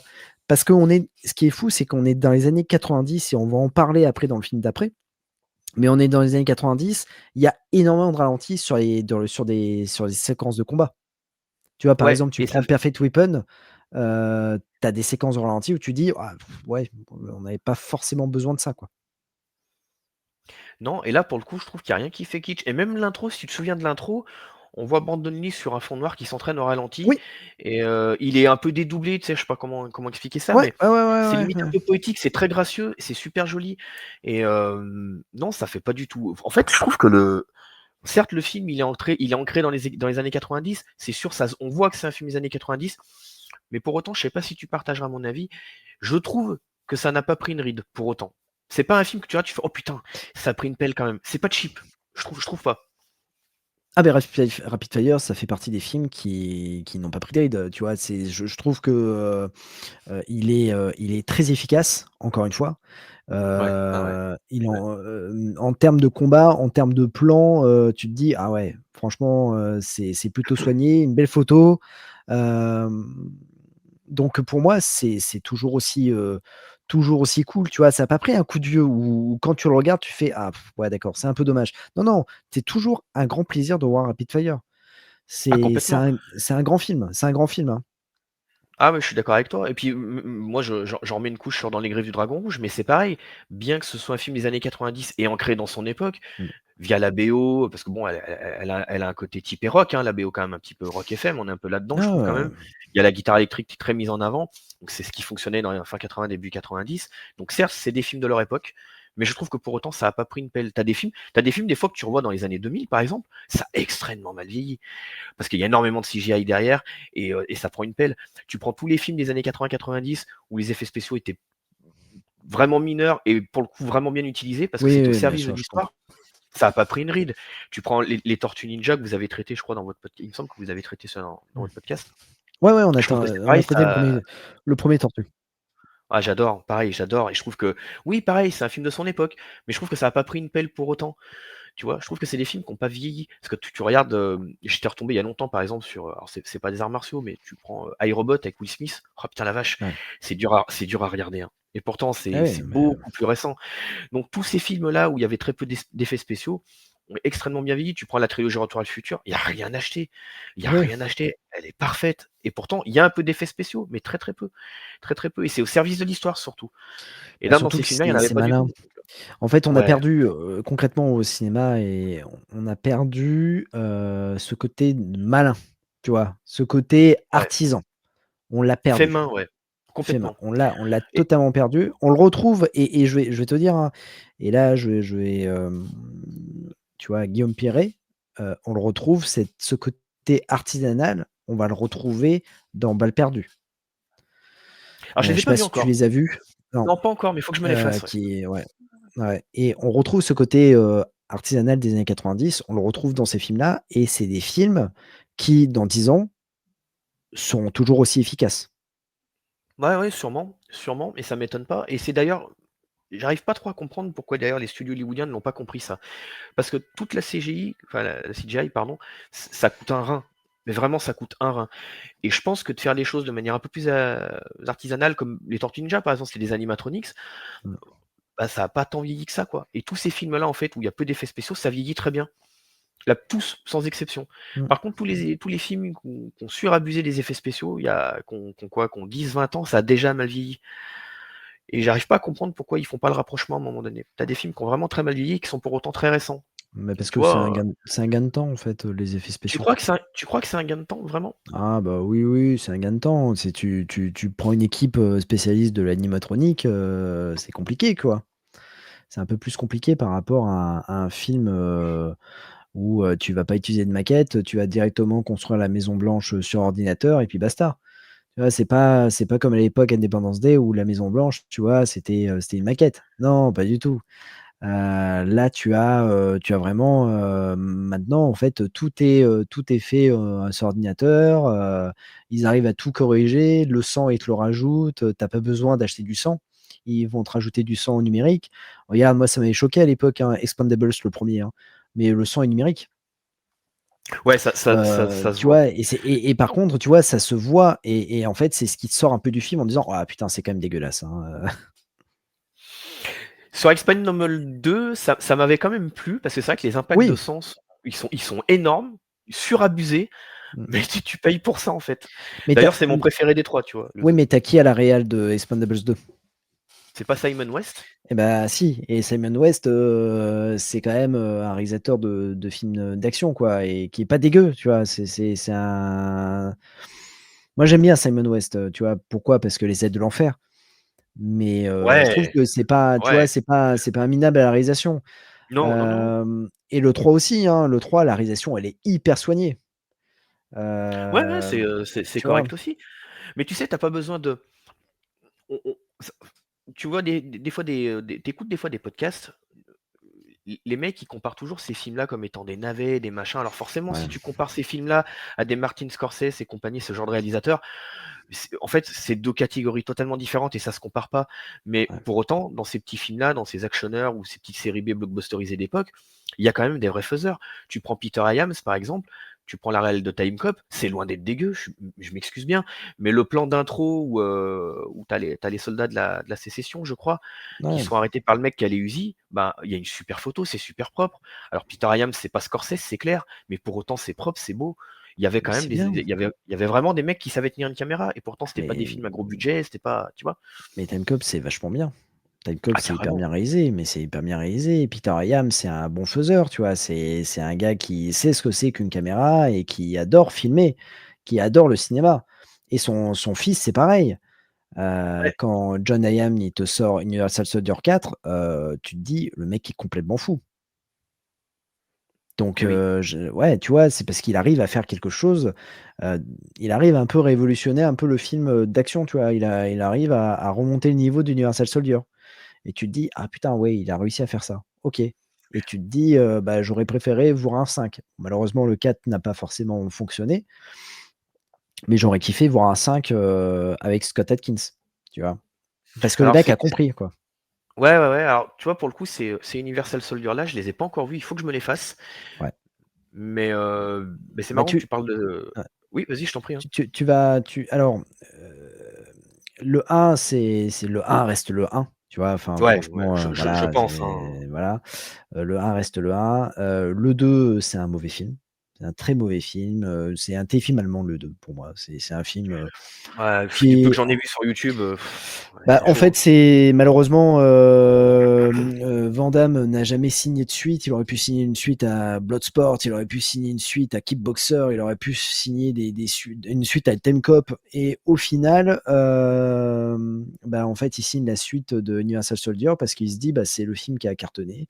Il faut que, bah, voilà, il est dans le creux de la vague, il faut qu'il remonte à tout prix». Et le truc, c'est que Universal Soldier, il y a très peu de décors, il y a beaucoup d'explosions. Le mec, il est fan d'explosions. C'est une catastrophe parce que ça se passe dans. En termes d'unité de lieu, tu as très peu de lieux. Tu as des combats, mais tu vois que Van Damme est souvent doublé. Et tu Ouais, vois que ouais, et ouais. puis tu vois que Van Damme, en fait, il y a un truc qui te choque par rapport à d'autres films comme dans ses derniers films, tu vois, Double Team ou Piège à Hong Kong. Ou dans Piège à Hong Kong, même dans Double Team, il est énormément doublé. Ouais. Mais il y a un truc qui te choque, c'est que bah, là, cette fois-ci, il a un adversaire qui s'appelle Michael J. White, quoi. Ouais, ouais, ouais, ouais, ouais. Alors, moi, comme je te dis, j'ai pas vu le film, mais par contre, j'ai regardé 2-3 séquences sur YouTube, notamment les séquences d'action. Et oui, déjà, le premier truc qui me sort du film, c'est que c'est pas très bien filmé et qu'en plus, Van Damme est doublé et ça se voit. Et qu'en face de lui, il a un adversaire qui, en fait, il l'enterre, quoi. Michael Ah J. oui, White, mais dans en le film, fait, il l'enterre complètement. et c'est là que tu te dis qu'en fait, Van Damme n'a jamais renouvelé son karaté et ne s'est pas mis aux acrobaties, tout ça. Il est resté très terre à terre dans sa façon se battre, mais sauf que c'était la façon de se battre dans les années 90. Lui, il a apporté quelque chose dans les années 80 et c'était révolutionnaire, sauf qu'il est resté sur ses acquis et tu as un Michael J. White qui est arrivé et tu vois comment il se bat, tu te dis: «Ouh mais Van Damme va perdre et bon, ce qui n'est pas le cas parce qu'il a un coup de bol à un moment donné et il arrive à vaincre le héros, le méchant. Mais tu vois la différence et tu te dis: «Ah oui, mais c'est la première fois où je vois que, Van Damme, c'est pas ouf», tu vois, ce qu'il fait. Ouais, c'est ça. Mais c'est vrai que je vois à quelle séquence tu fais allusion et effectivement, quand tu regardes la séquence, tu as du mal à croire qu'à un moment donné, il va avoir le dessus. Parce qu'en fait, il en Ouais, prend clairement plein la gueule et tu vois il a jamais le non, dessus non dans ce et combat. l'autre, il a un niveau de malade, Ouais. tu vois? Et ça te sort limite un peu du film, parce que tu dis: «Non, attends, à situation réelle, le mec, clairement, il l'enterre et ça se voit» et il s'en sort avec un petit coup de bol, effectivement. Bon, c'est dommage, ouais. Mais tu sais, c'est un peu comme, là, on a en parlé avec, Arthur Corras de Cyborg. C'est un peu comme Cyborg, c'est-à-dire que Van Damme n'a jamais le dessus sur Vincent Klein, tu vois? Ouais, non, c'est vrai, jamais. Alors que Vincent Klein ne balance pas de coups de pied. Il balance que des coups de poing et c'est tout. Et Van Damme, qui est expert en arts martiaux, n'arrive pas à battre, Fender Tromolo. Donc, tu te dis, waouh! Bah, tu retrouves à peu près, ce même truc dans Universal Soldier 2. Sauf que, là, on a vraiment un artiste martial, Michael J. White, et il est surpuissant. Et après tu as Universal Soldier 3 qui est, bah, promet une affiche de dingue puisque tu as Dolph Lundgren qui revient, tu as Van Damme qui revient, et c'est un peu le comeback de Van Damme. Hem, le film, alors Seb, il aime beaucoup. Moi, je suis pas fan du film. C'est un film qui est tourné en Russie, je crois. Russie ou Bulgarie et il y a vraiment zéro budget. Voilà, c'est zéro budget. Il y a quelques la photographie est dégueulasse, comme pas possible, elle est très grise. Alors c'est John Hyan, hein, qui réalise, mais c'est pas bon. C'est pas bon. Alors il y a quelques plans de caméra où tu te dis: «C'est génial», sauf que, bah, tu as les 2 héros, qui sont doublés, les 3 quarts des scènes, quoi. Ouais, ouais, ouais, ouais. Bah, de toute façon, le problème, c'est que Van Damme, pour moi, Van Damme, ça doit s'arrêter à peu près Légionnaire et encore, je suis généreux. Après, à part quelques bons films, et vraiment pas beaucoup, il y a plus grand chose, quoi, malheureusement. Van Damme, pour moi, ouais, alors toi, tu es gentil, tu le mets à légionnaire. Moi, Van Damme, il s'arrête au grand tournoi. Ouais, Tu vois, Bah, vraiment, ouais. ça marche plus. Tu vois, ça marche plus, Van Damme. Aux États-Unis, ça rapporte plus de pognon. Dans le monde entier, ça rapporte encore, donc il arrive à se rentabiliser. Mais l'après Time Cop est terrible pour lui. C'est le revers de la médaille, quoi. Bah, c'est là où il commence un peu à faire le con. Après, il y a quand même Oui, Street Fighter qui a un énorme succès commercial, tu Street vois, Fighter quand est même. un énorme succès commercial. Street Fighter est un énorme succès commercial. Et le truc, c'est que. Mais c'est le début de la fin, puisque Street Fighter ne dépassera pas les 100 millions de dollars au box-office. Il va s'arrêter à 90 millions de dollars au box-office, alors que Time Cop franchit largement le cap. Et tu as, après une Street Fighter, tu as Mort Subite, qui Mm. sera le premier véritable échec de Van Damme, quoi. Ouais, alors je sais pas si on peut le considérer comme un échec. Disons que c'est pas le gros carton C'est pas, escompté, ça c'est c'est, clair. ouais, c'est pas le carton C'est un escompté, ouais. semi-échec, quoi. C'est un En semi-échec. fait, c'est un film qui va être rentable dans le monde entier, mais il va se prendre une raclée aux États-Unis et il va se prendre une raclée en France, puisque le film fera 300 000 entrées. Alors que les Van Damme, généralement, c'est le million. Ouais, ouais, Alors ouais. peut-être pas Time Cop, peut-être que Time Cop il avait fait moins, peut-être qu'il avait fait 400 ou 500 000 entrées. Mais généralement, Van Damme, tu vois, tu prends un Cavale sans issue, tu prends, je sais pas moi, un Universal Soldier, à chaque fois ça dépasse le million d'entrées, quoi. Ouais, ouais, complètement, hein. Après, je pense que de toute façon, Mort Subite, c'est son dernier gros film de studio. Même si Le Grand Tournoi c'en est un, c'est déjà T'as un peu en Risque dessous. Là, Maximum. ça commence à descendre. Ouais, il y a T'as- bah, mais ça, c'est pareil, ouais. ça commence un peu à. Ah ouais, moi, il faudrait que je le revoie parce que Seb me dit à tout prix me dit à chaque fois de le revoir, mais c'est pas un film qui me marque véritablement, Risque Maximum, tu vois. Pour moi, c'est un film qui est hyper bien réalisé parce que c'est Ringolam, mais ça reste, voilà, c'est un Van Damme mineur, quoi. Mais il faudrait que je le Oui, revoie. oui. Alors moi, Je le critique, mais j'ai tout revu de Van Damme parce que j'ai un pote à qui je passe le bonjour, il va regarder l'émission, c'est sûr, il s'appelle François. Et on s'est fait l'intégralité Van Damme. Et on aime se ouais. faire de temps en temps des petites soirées, on les appelle Back to the 80s, tu vois. Et Ah on a fait le cool, cycle trop Van bien. Damme. Ouais, ouais, on est parti dans un délire où on se fait une journée, où on se prend des friandises, on se fait une bonne bouffe avec une bonne bidoche, tu vois, on se met bien. Ouais, ouais. Et on se met 2 ou 3 films. Donc on a fait le Back to the 80s cycle Van Damme, où on a tout revu. Et le Ok, Back to the 80s, on regarde des films des années 80-90 et on s'éclate. Et ok. justement, les Van Damme, on les a revus. Et donc là, on s'est arrêté à. Bah, je crois que le tout dernier, ça devait être Risque Maximum, un truc comme ça. On a même pas fait Piège à Hong Kong. On n'a pas fait Karate Tiger non plus. On n'a pas fait Légionnaire. Mais c'est vrai que les films post le grand tournoi, j'ai déjà un peu plus de mal, tu vois. Piège à Hong Ouais, Kong, je l'aime pas beaucoup. ouais. Double Moi, de Team. Swark, alors pareil, Double Team, on l'a revu. Mon pote l'avait pas revu depuis longtemps. Moi, il passe, hein, si tu veux, mais faut reconnaître que ça a pas très très bien vieilli, je trouve, pour le coup. Ouais. Ça a pas super bien. Il y a 2-3 passages, tout le passage où il est sur l'espèce d'île avec les agents secrets, où ils ont des lunettes sur la gueule à regarder un écran, ça, je trouve que c'est super cheap, ça a super mal vieilli. Et c'est un Van Damme où il est extrêmement doublé.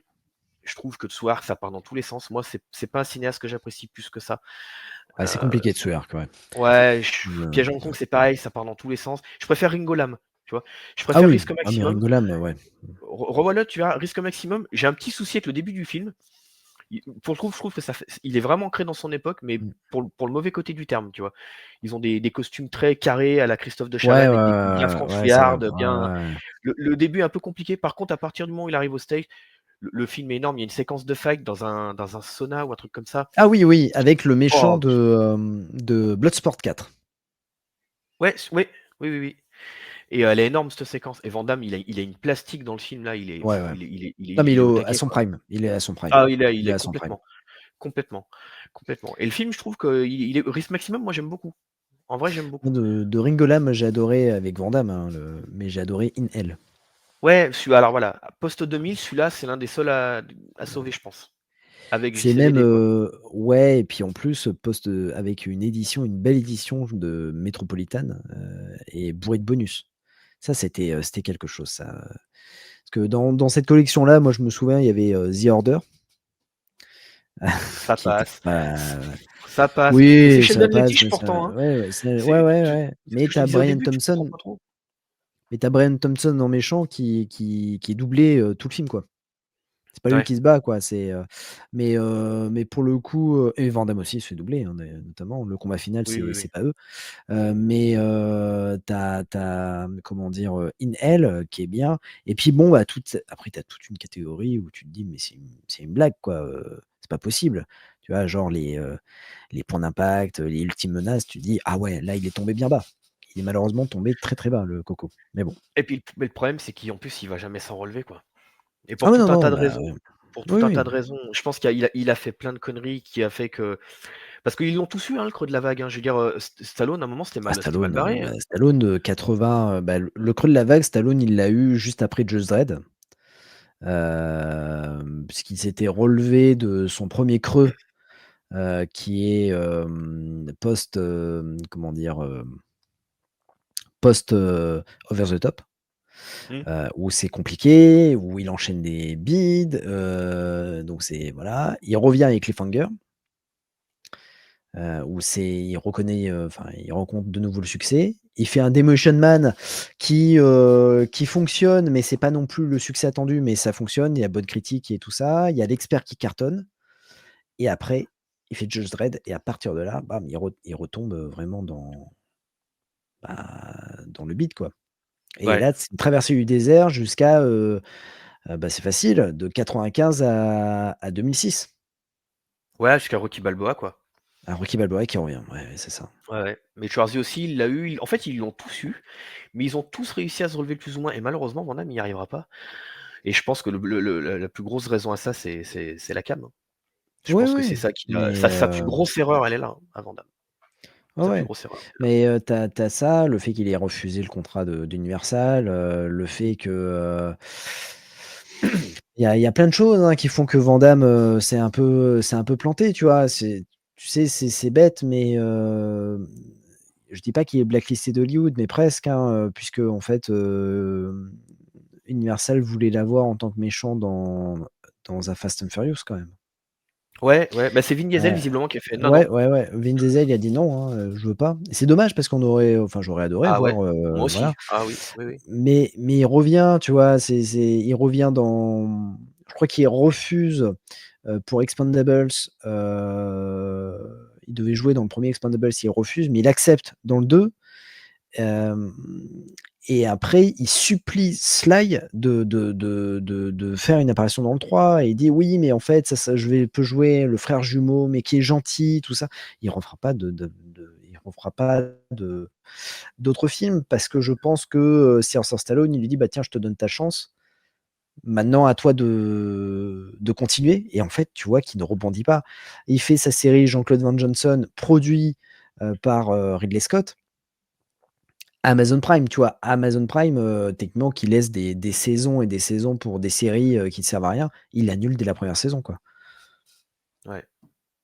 Ouais, non, c'est complexe. Mais tu vois, même, tu parles d'Expendable 2, j'avais vu un interview de Van Damme, je sais plus sur quelle chaîne YouTube, où il explique, je crois qu'il a fait 6 jours de tournage ou 7, pas beaucoup, tu vois. Ouais, Et qu'à un moment, il avait été faire la fête avec des Bulgares, je sais pas quoi, il avait picolé, il ouais. est arrivé sur le plateau, il était pas frais du tout.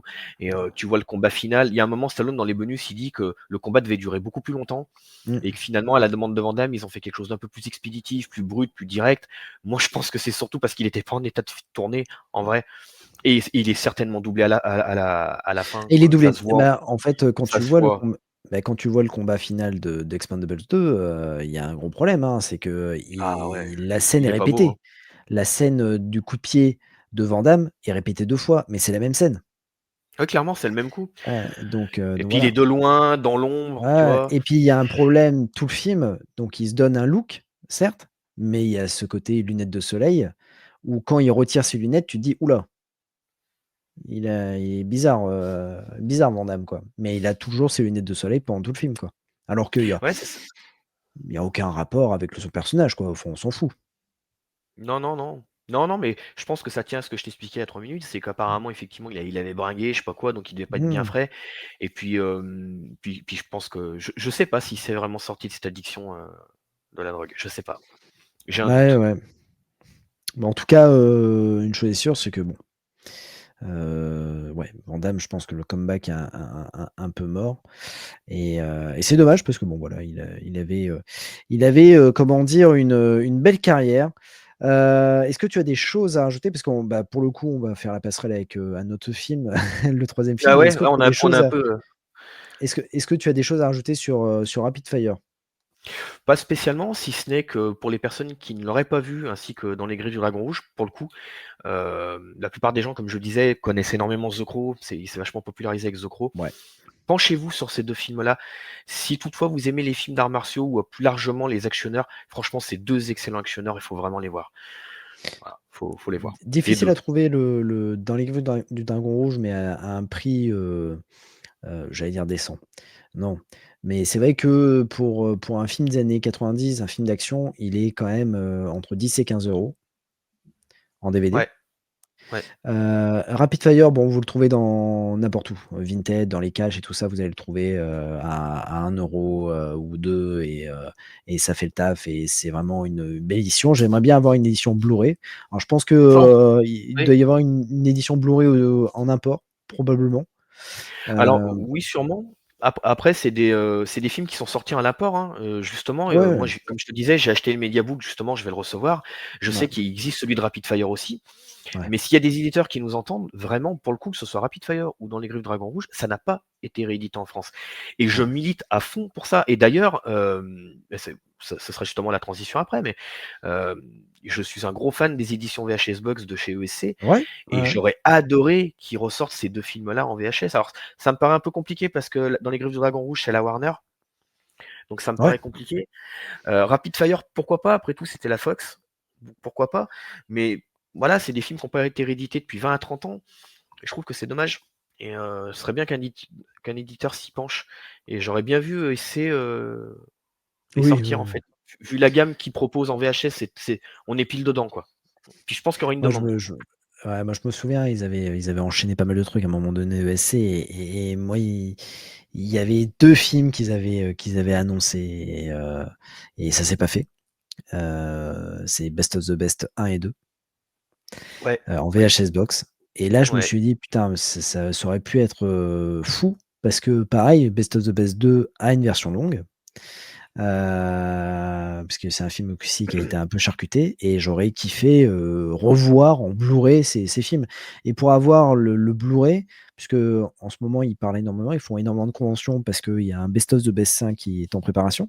Donc ils font énormément de conventions avec, Eric Roberts et Simon Ray, Philippe Ray et Eric Roberts font énormément de conventions. Et il y a pas longtemps, en fait, ils ont montré le Blu-ray 4K de Best of the Best et je me dis: «Ah putain, ça doit être intéressant en import de l'avoir parce que c'est, voilà, ça doit être un bel objet» et puis voir, le film autre que la version TF1 vidéo, ça peut être canon, quoi. Ouais, carrément. Bah, c'est vrai que c'est vrai qu'il est annoncé. Je pense que par manque de budget, ça s'est pas fait. Il y avait peut-être pas une demande assez forte, ça doit coûter cher Bah, à c'est ça, produire, en fait, je pense que c'est ça, la demande n'était pas assez forte et voilà. Mais, je me souviens qu'à un moment donné, quand les VHS box sont sortis, ça commençait à cartonner. Moi, j'ai quelques-unes, VHS box. Je me suis arrêté à Portée disparue. Mais pour le coup, c'était vachement bien au départ, parce qu'ils teasaient des trucs, tu disais: «Ah c'est pas possible, ça va être énorme, Double Impact, c'est Cyborg», tu te dis: «Oh putain, Cavale sans issue, c'est génial». Même, c'est Au-dessus de la loi avec Dolph Lundgren. Tu te dis: Mmh. «Mais putain, ils ont réussi à le mettre en place».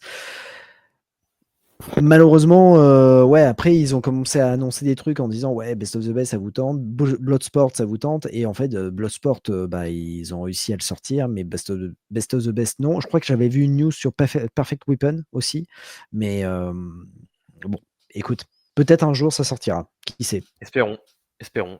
Mais en tout cas, voilà, Rapid Fire et Dans les Griffes, c'est Ouais, trouvable en import. ouais, En Blu-ray, totalement j'entends. et en Blu-ray, ouais, ouais, ouais, ouais et foncez-y. Franchement, foncez-y parce que c'est vraiment un super film. Voilà, le Rapid Fire est vraiment un très bon film et la BO est assez incroyable. Troisième film de la soirée, donc c'est, 1993. C'est ça. Donc Chasse à l'homme, Ah là donc là, l'édition ah là VHS là, Box. Ah là là là super. là, on a Ah, je l'ai celle-là aussi, ouais. ah celle-là, ah ça Avec vaut la même que version j'ai payé longue. 1 million. Avec la version longue, alors que j'ai pas encore regardé, figure-toi, je l'ai pas encore regardé, qui, j'aimerais bien qui la est, voir. qui est super sympa. Il paraît, ouais. Et Il qui est paraît. super sympa et qui laisse parfois des scènes. Il y a moins de ralenti en fait. Ah ouais? Ouais, il y a moins.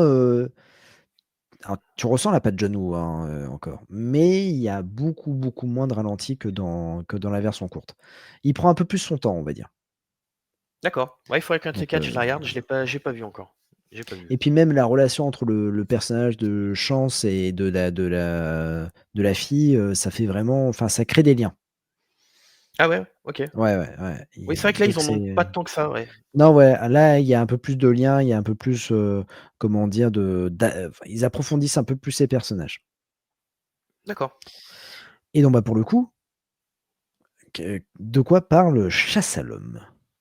Et ben, alors, c'est l'histoire alors, je sais plus comment elle s'appelle, dans le film, Alors, je me rappelle plus du l'actrice. tout du nom nom de l'actrice.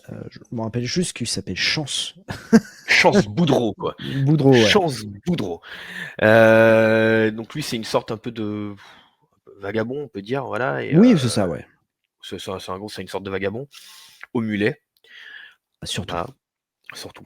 Et encore que je suis pas totalement d'accord, c'est pas oui, les cheveux plutôt gominés, cheveux longs, je sais pas, ça fait pas Ouais. totalement mulet. On a un petit débat là-dessus avec mon pote, on n'est pas d'accord. Mais toujours est-il, ouais, c'est un vagabond et à un moment donné, par un concours de circonstances, il est mis sur sa route cette jeune fille qui recherche son père Ouais. et elle engage Van Damme pour l'aider à retrouver son père. Et il s'avère que son père a été buté par une bande de pourris qui s'amusent à faire donc des chasses à l'homme, d'où le titre du film. Donc l'idée, c'est de promettre une somme d'argent à un pauvre type et de lui faire un parcours qui sera semé d'embûches et qui sera donc mortel puisque le but c'est de le tuer. Sauf que bah, pour le coup, il se frotte à Van Damme et que là ils sont tombés sur une cible difficile, la hard target. Est-ce que ça te rappelle pas un scénario, ce film-là? À froid, non, mais éclaire-moi. Avenging Force, aka American Warrior 2. Je crois que c'est pas que la chasse commence ou un truc comme ça, ou la chasse, avec Michael Dudikoff. Ah bah je l'ai Où, pas vu encore. ah, tu l'as pas vu? Où Non, c'est, je l'ai pas vu encore. alors ça a rien à voir avec American Warrior 2, hein, ils l'ont appelé comme ça parce que, voilà, c'est le titre français, mais c'est Avenging Force qui est en fait la suite de Invasion USA avec, Chuck Norris et Ok. on retrouve Matt Hunter et en fait, il y a un groupe qui s'appelle le Pentangle, qui est un groupe d'extrême droite qui, chasse les gens et il y a tout un parcours en fait où la personne doit survivre et doit affronter en fait tous les gens du Pentangle en fait. Ok. Bah, je l'ai pas vu. Il y a bien eu une VHS. Bon, je crois que je l'ai en plus. De Avenging Ninja Force, Blanc. non. Alors non, il est sorti chez Ecstasy of Film à Ouais. l'époque. Il est sorti en Blu-ray, en DVD. Parce qu'en fait, ça n'a rien à voir avec les American Ninja. Et donc, il est sorti en Blu-ray DVD et je conseille toujours. Alors, c'est vrai qu'il est un peu. Alors, vous pouvez le retrouver, je pense, sur Vinted ou Rakuten parce qu'il est sold out sur le site. Et je vous le conseille vraiment parce que c'est un très très bon film. C'est une bonne série B et je le trouve meilleur qu'Invasion USA. Et pour le coup, il y a une superbe interview de Michael Dudikoff et ça, c'est assez rare. Où il parle de son expérience avec la Canon et surtout le fait que il rêverait il a toujours rêvé de faire une suite à ce film-là parce que c'est un de ses films préférés. Voilà, Ah ouais, ok, d'accord. Ok, bah j'ai pas encore vu, voilà, tu vois, faudrait que je les voilà. vois ceux-là. Ah, il est Faudrait que vraiment, je les vois. vraiment, vraiment cool, ouais. Ouais, j'en doute pas, ouais. Et et donc ouais, bah, du coup, Chasse à l'homme, qu'est-ce que tu en as pensé?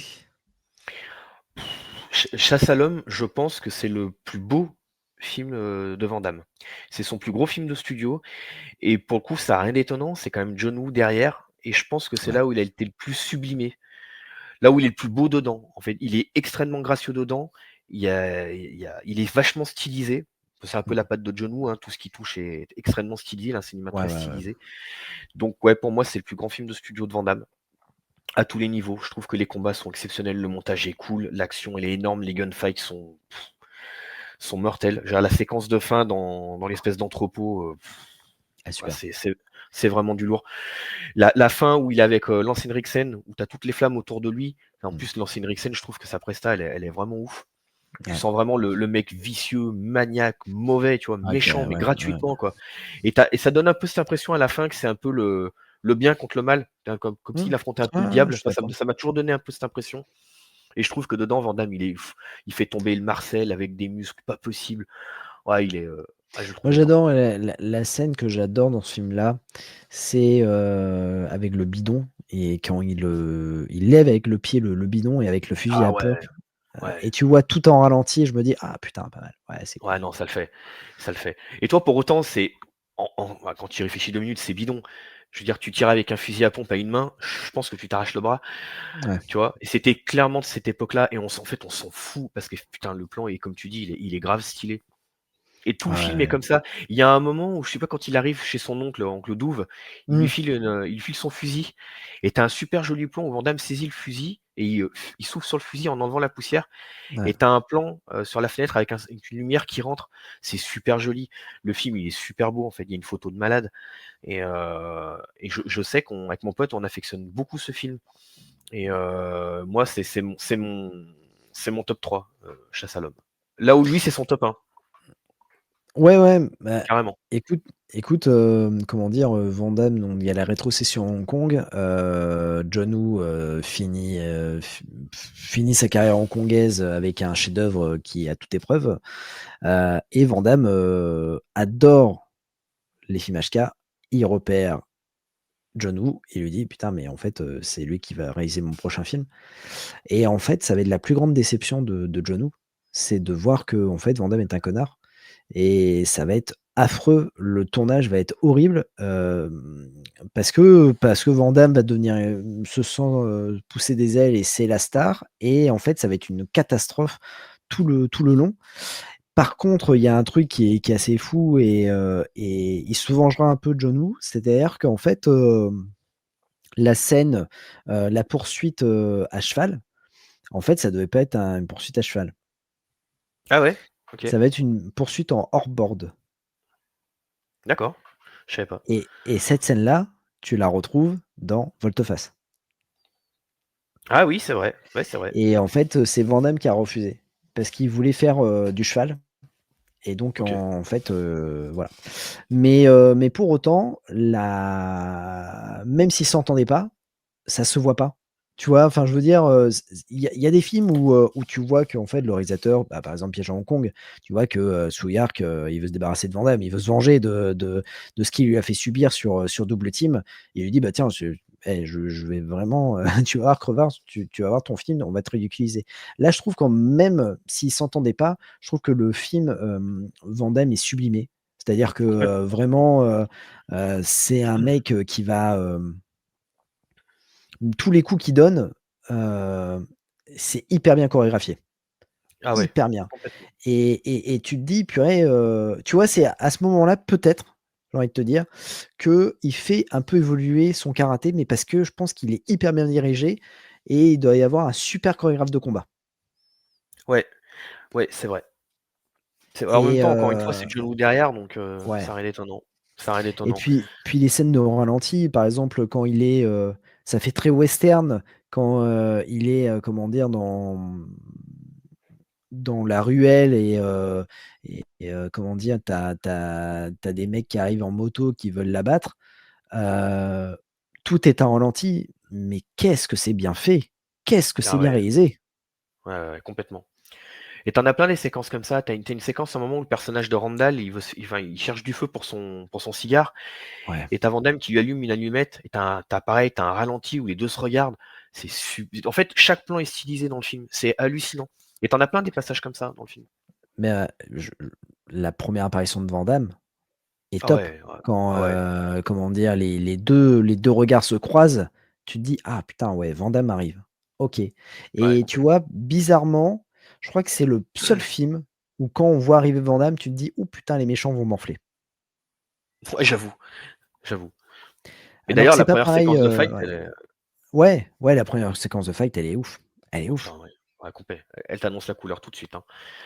Et il y a ce côté très western dont tu parles, d'ailleurs, Ouais, justement, avec cette petite musique là derrière, ouais. où il Ça arrive, fait très, il monte sa guibole. Louisiane, ça fait très Louisiane, voilà, c'est, Enfin, en tout cas, moi, j'adore ce film-là.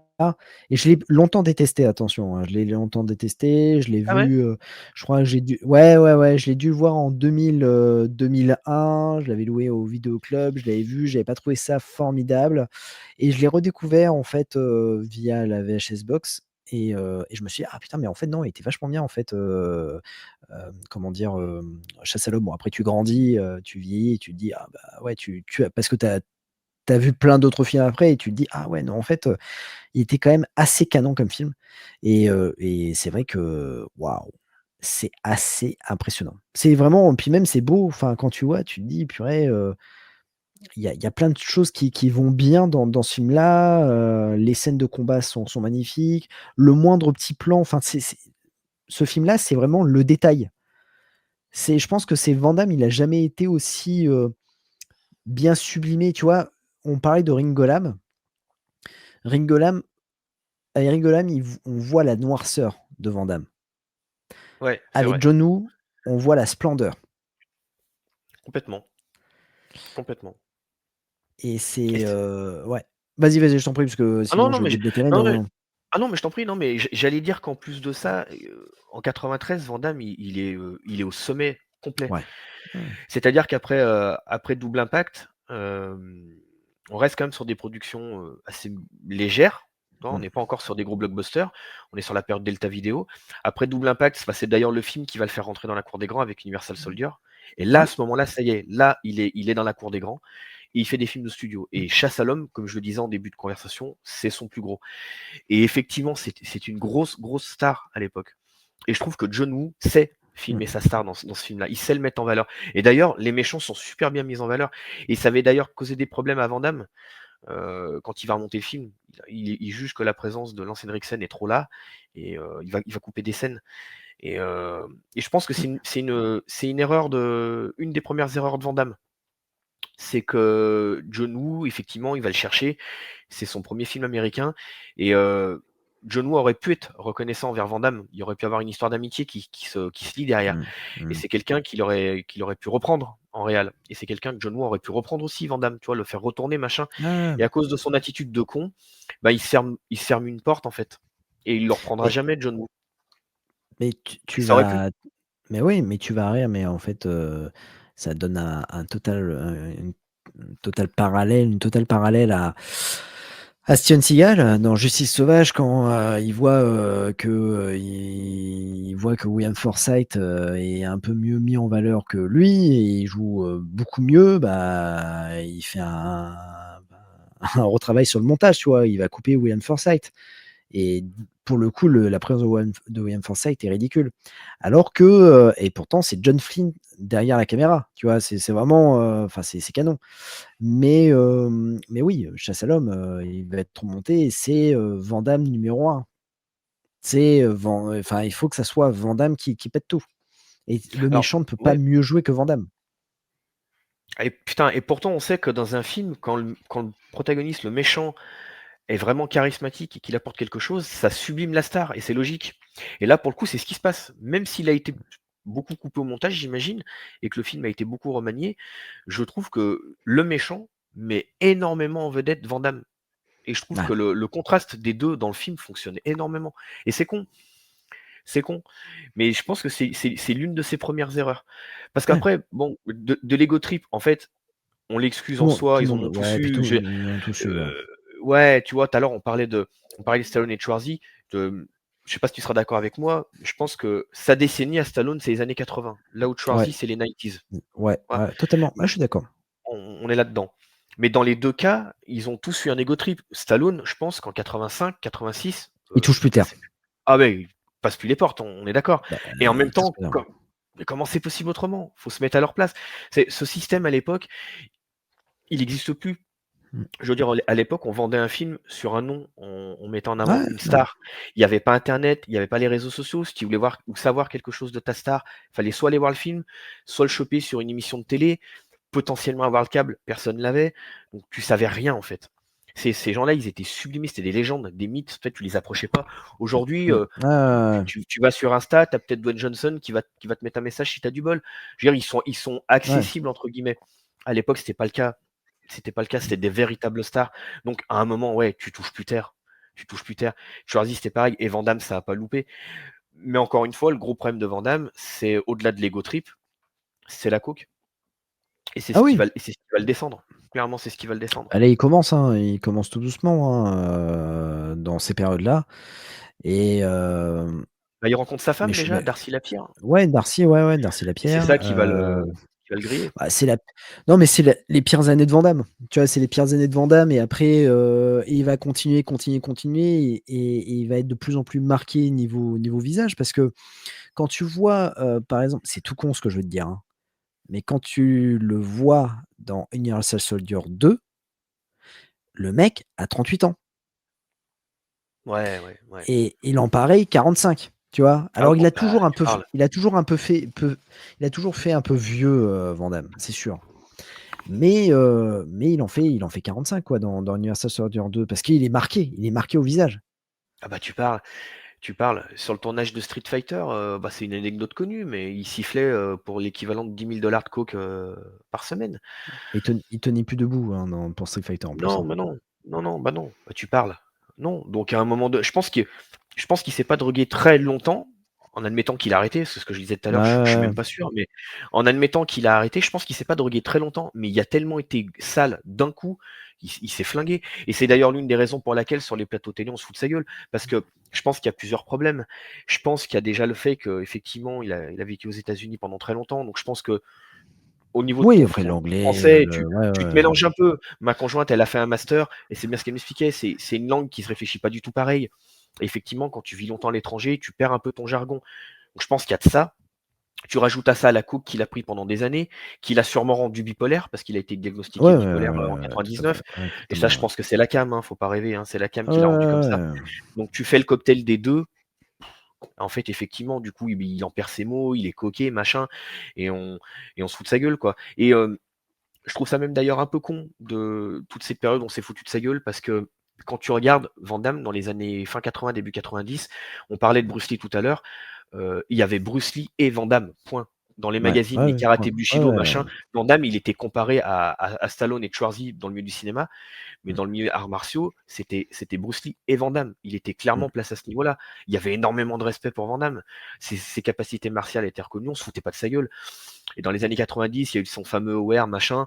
Oui, ok, les gars, si vous voulez. Mais putain, j'aimerais avoir la carrière qu'il a eue. Hein. Et ça, les gens, ils ont tendance à l'oublier quand Ah même. Hein. oui. Putain, Ah non, non, mais parce qu'en fait, ce qui a tué Van Damme aussi, c'est les backstage, hein. C'est-à-dire qu'en fait, sur le tournage, t'as une Rosanna Arquette qui dit qu'elle ne veut plus tourner avec Van Damme parce il est un peu lourd, et lors de la scène de sexe, bah voilà, il en a un peu profité. Tu as, comment dire, un John Woo qui dit: «Non mais moi, il est épouvantable Van Damme, je peux plus le blairer». Tu as quand même, en fait, malheureusement, tu as des acteurs qui vont des gens de l'équipe qui vont dire: «Non, Van Damme, en fait, c'est même plus la peine, quoi, c'est terminé. On veut plus tourner avec lui», et c'est ça, en fait, qui va le flinguer petit à petit. C'est ça, il y a eu le scandale aussi Street Fighter avec la relation qu'il a eue avec Lee Minogue.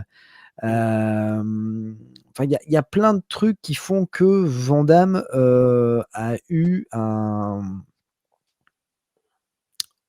comment dire, c'est auto-saborder sa carrière. C'est-à-dire que ouais, il en a ouais. chié pour arriver à ce niveau-là, et une fois qu'il est arrivé au sommet, il pensait que c'était acquis et qu'il allait, rester une star. Comme il dit, je sais plus, dans une interview, il dit: «Oui, je suis movie star», mais il dit ça en 2009. Mais c'est Ouais, ouais, fini, ouais. tu vois? C'est terminé, Ah, en c'est fini. 2009, et c'est les directs vidéo, c'est quelques films français, c'est plus, enfin, tu vois? Je veux dire, et même JCVD, le film, hein, qui est génial, mais c'est, 100 000 entrées en France, tu vois? C'est Ouais, ouais, compliqué. bah, il a même pas fait la promo du film, tu vois? Là aussi, il fait toi, en fait, le problème, c'est qu'il a jamais appris de ses erreurs, en plus. La Non, promo du film, non. il la fera pas, JCVD. Et c'est con, parce que pour le coup, sa performance, elle a marqué. Je me souviens du Times qui avait fait un article dessus, ça avait impressionné. Tu avais Nicolas Cage qui avait été impressionné. Tu as des acteurs qui ont été impressionnés par cette performance. Et plutôt que d'aller faire la promo du film, où pour le coup, il y avait peut-être une chance de refaire quelque chose derrière, il l'a fait même pas. Il y a plein de conneries qu'il a faites, en fait, Van Damme, tout au long de sa carrière. Et il s'est grillé, Ah oui, comme tu dis, ouais. ouais, c'est grillé et je pense que là, c'est là que quand tu vois le Chasse à l'homme et tu vois ce qu'il est devenu, tu vois? Où, en fait, Mmh. son film Angle of the Pass, ça ne passera pas, tu vois? Il est toujours en production. Ça fait, ça fait 15 ans qu'il est en production et ça sortira jamais. Parce que manque de moyens, manque de fric, hein, totalement, hein, Van Damme est en manque de fric. Quand tu vois que, bah, quand tu le vois en photo avec Steven Seagal, tu te dis: «Ah OK, mec, mais en fait là tu fais un enfin tu retournes pas quoi. Là c'est fini. C'est Non, bah non, fini». bah, je sais pas si tu as vu le dernier Mercenaire et Le Ah mais c'est Jardinier, qui là? c'est une catastrophe, Non, c'est une mais non, catastrophe, mais c'est une non, catastrophe. mais non, mais non. Mais c'est une Déjà le catastrophe, dernier Mercenaire, c'est pas bon, mais alors le Jardinier là, oh là là, on se l'est mais fait parce avec que mon pote c'est, justement. mais Ah parce que c'est c'est chaud, hein. prod, mais ouais, mais pour lui c'est super, parce que c'est une prod Netflix. Regarde la pub, la com qu'il y a eu pour Le Mercenaire. Ah c'est oui, Le oui, ça a dernier été et puis il y a Mercenaire, et puis il y a Gare du Nord, je me souviens encore, les putain, les affiches et tout ça, je me disais: «Mais waouh, c'est le retour de Van Damme». oui, oui, complètement et puis il a Regarde Le cachetonné. Jardinier. Bah oui, mais Le Jardinier, c'est pareil. Le Jardinier Ah ouais, il Amazon a pris un Prime, cachet, hein. ah ouais, il a pris Je un crois qu'il a cachet pris 6 millions. et Le Jardinier, bam, pareil. Tu as les affiches géantes du Jardinier. Tu vois le résultat final, bah, Van Damme, il se bat plus. C'est fini, il est Non, doublé bah à non, chaque c'est fois, tu vois? C'est ouais, une c'est ça. catastrophe. Donc c'est un peu dommage.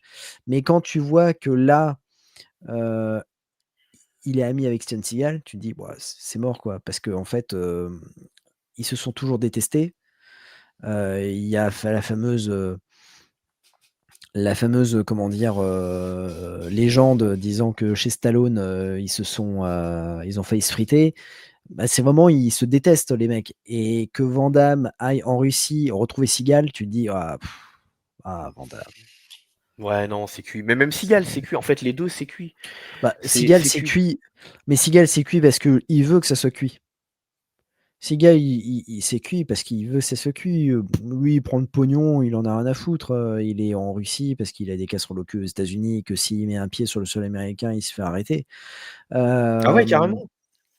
Oh Ah putain. oui, oui, parce qu'il a des affaires de viol, il a des affaires de Oh ouais, pédophilie, il d'accord. a des affaires de ch enfin, c'est assez chaud, hein, Seagal, hein. Ah oui, Ah oui, ouais, quand même, ouais.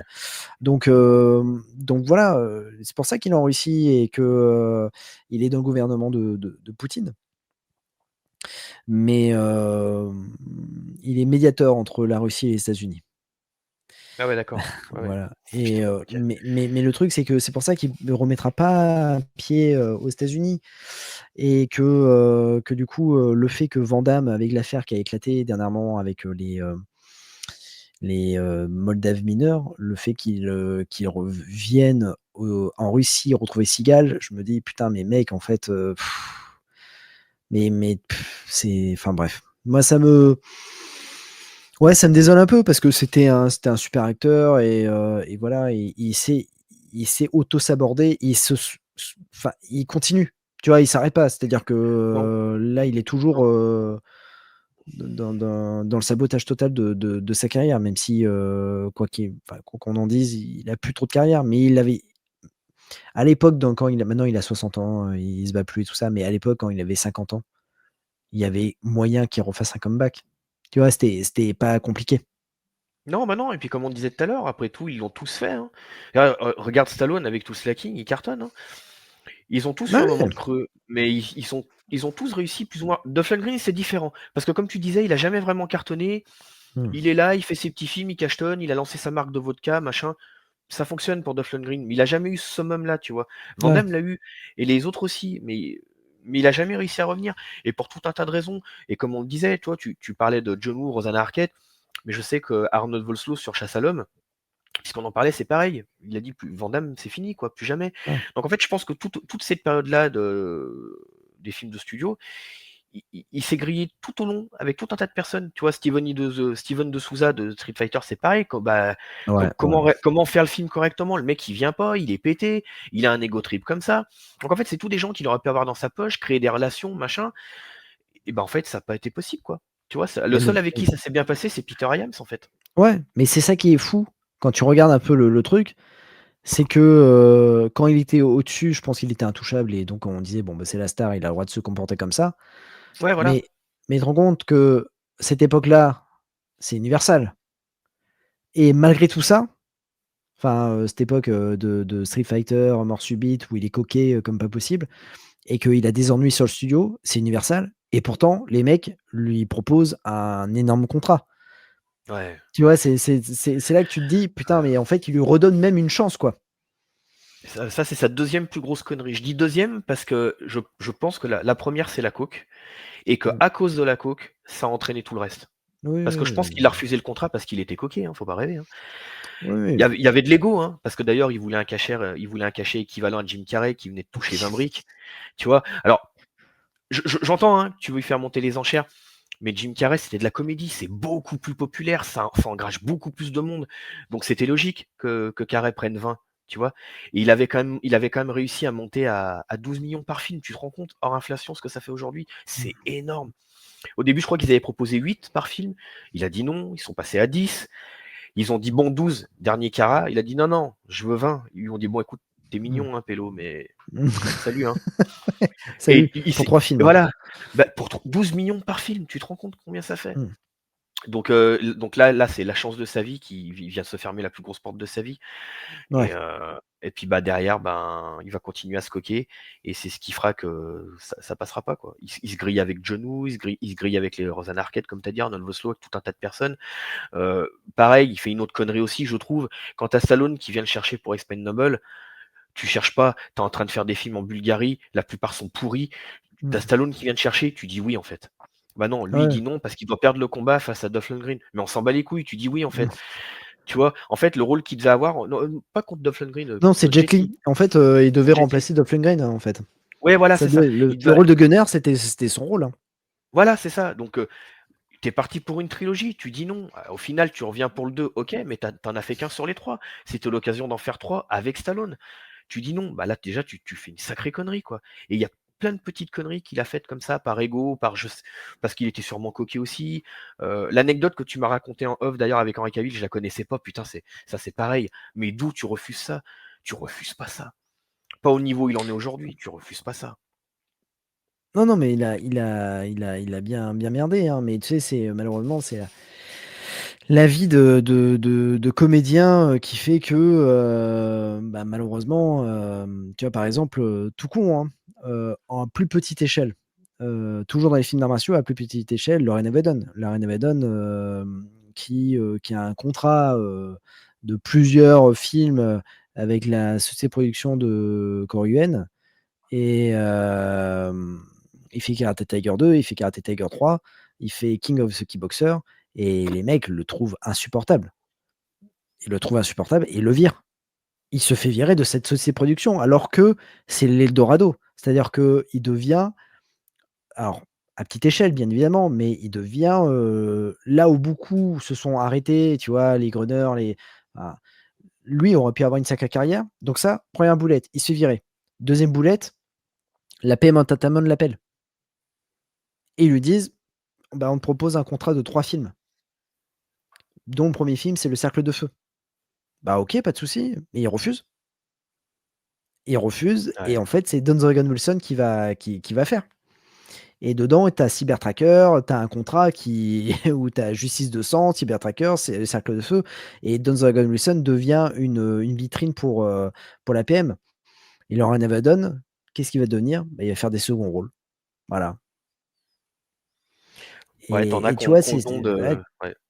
et c'est ça. Pareil, regarde, bête à dire, mais Olivier Gruner, il a une opportunité à un moment donné, il fait Nemesis, ça cartonne. Nemesis, c'est un film qui va cartonner, en tout cas pour lui, c'est plus de 2 millions de dollars au box-office, et potentiellement, il y a une suite qui est prévue. Le mec s'embrouille avec les mecs d'Imperial Entertainment. Bah, il se fait Ouais, virer. Tu vois, Bah ouais. je veux dire, c'est qu'à un moment donné, c'est dommage. C'est dommage. Et Van Damme, après, c'est en plus grosse échelle. Ah Alors ben lui, ouais, ouais. mais il s'est grillé d'Hollywood. C'est ça le pire, c'est que lui, il s'est grillé d'Hollywood. Ah ouais, complètement, ouais. Parce que, Ah ouais. tu vois, tout à l'heure, on parlait de son comportement d'ego trip. Mm, Mettons un peu de côté l'épisode Coke et compagnie mm. qui lui a quand même énormément posé de problèmes, mais OK, il y a l'ego trip. Les mecs, ils se comportent comme des cons, ils se grillent de partout, OK.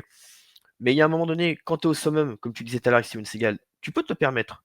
T'es con, machin, tout ce que tu veux, mais ça cartonne. Donc les mecs, ils font l'impasse, ça passe. Le problème, c'est que le jour où ça marche moins et que tu continues à te comporter comme un con, il y a un moment donné, il faut pas rêver. C'est là où la porte de sortie, on te la montre et tu Ouais. dégages. Et c'est là où les mecs, ils ont pas su être intelligents. C'est qu'à un moment donné, quand ça marche moins, tu redescends un peu. Non, au lieu de redescendre, les mecs, ils continuent à avoir un ego trip pas possible et tu te grilles tout seul. Et c'est ce qui s'est passé avec Van Damme. En fait, le truc, c'est qu'à un moment donné, quand il a commencé à faire le grand tournoi, machin, il commençait un petit peu à être sur la pente Mm. descendante. Et au lieu de se détendre un peu et d'être intelligent, puis peut-être prendre une pause aussi, il en parlait à un moment, mais en fait, il disait que Il a enchaîné trop de films. il a enchaîné trop de films, il s'est fatigué, en fait, il était arrivé au top niveau, il avait peur que ça s'arrête, il était crevé. Je pense que c'est peut-être aussi pour ça qu'il a commencé à se coquer. Et il a fait tout un tas de successions de mauvais choix. Et ça l'a entraîné là. Après, il n'a pas fait que des conneries. Euh, Tu vois, il s'est embrouillé avec Michel Kissy, par exemple. Ouais. C'est d'ailleurs triste, c'est une belle histoire qu'ils avaient, juste après Full Contact. Et l'une des raisons, c'était que visiblement, Michel Kissy voulait continuer un petit peu, lui, dans le cinéma d'arts martiaux, de série B, machin. Ouais. Van Damme a eu le nez creux pour le coup. Il a vu que c'était un phénomène de mode et que ça ne durerait pas. Là où Michel Kissy voulait aller faire des kickboxers des compagnies, Van Damme il s'est dirigé vers Universal Soldier et compagnie. Je pense que c'était bien vu. Il avait compris qu'à un moment donné, ça allait s'arrêter. Et tous les acteurs dont on est en train de parler, les Don the Dragon Wilson, les Lorenzo Lamas, tout ça, c'est vraiment resté vraiment, vraiment, vraiment en dessous. Et lui, là, il l'a compris. Tu vois, là, il a été intelligent pour le coup. Ah ouais. Mais pour le reste, il a fait plein de conneries, quoi. Et je pense que s'il Mais avait tu vois, gardé Michel Kissy, ouais. il n'aurait pas fait toutes ces Mais, conneries. mais tu vois, c'est là aussi, c'est un peu le. Ah, il se mord un peu la queue parce que en fait, ben, il abandonne les arts martiaux en disant bah, je vais faire un film d'action où je me bats, mais c'est même plus des films de tournoi à la kickboxer et tout ça. Et en 96, qu'est-ce qu'il fait? Le grand tournoi, tu vois? Et tu te Ouais, dis, et c'est c'est trop la tard. pire année. Non, mais c'est la pire Ouais. année. C'est-à-dire qu'on est passé à autre chose. Et il le fait. Et tu te dis, ah bah non, mais c'est con, mec. En fait, et il s'arrête pas là, puisque dans les années 2000, il promet un film qui s'appelait Comité. Tu vois, enfin, et c'est ça en fait le problème, c'est qu'aussi il va essayer de vendre des projets, mais qui ne se vendent plus. C'est-à-dire que les gens, personne n'achète un film de Van Damme, quoi.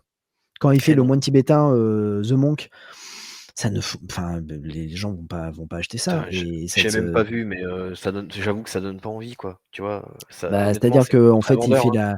il fait une promo à Cannes où il y a une affiche géante de lui en moine tibétain, il y a marqué The Monk, et lui, il fait une promo en disant Van Damme is back dans une vidéo promotionnelle, et en fait, le film n'est pas acheté.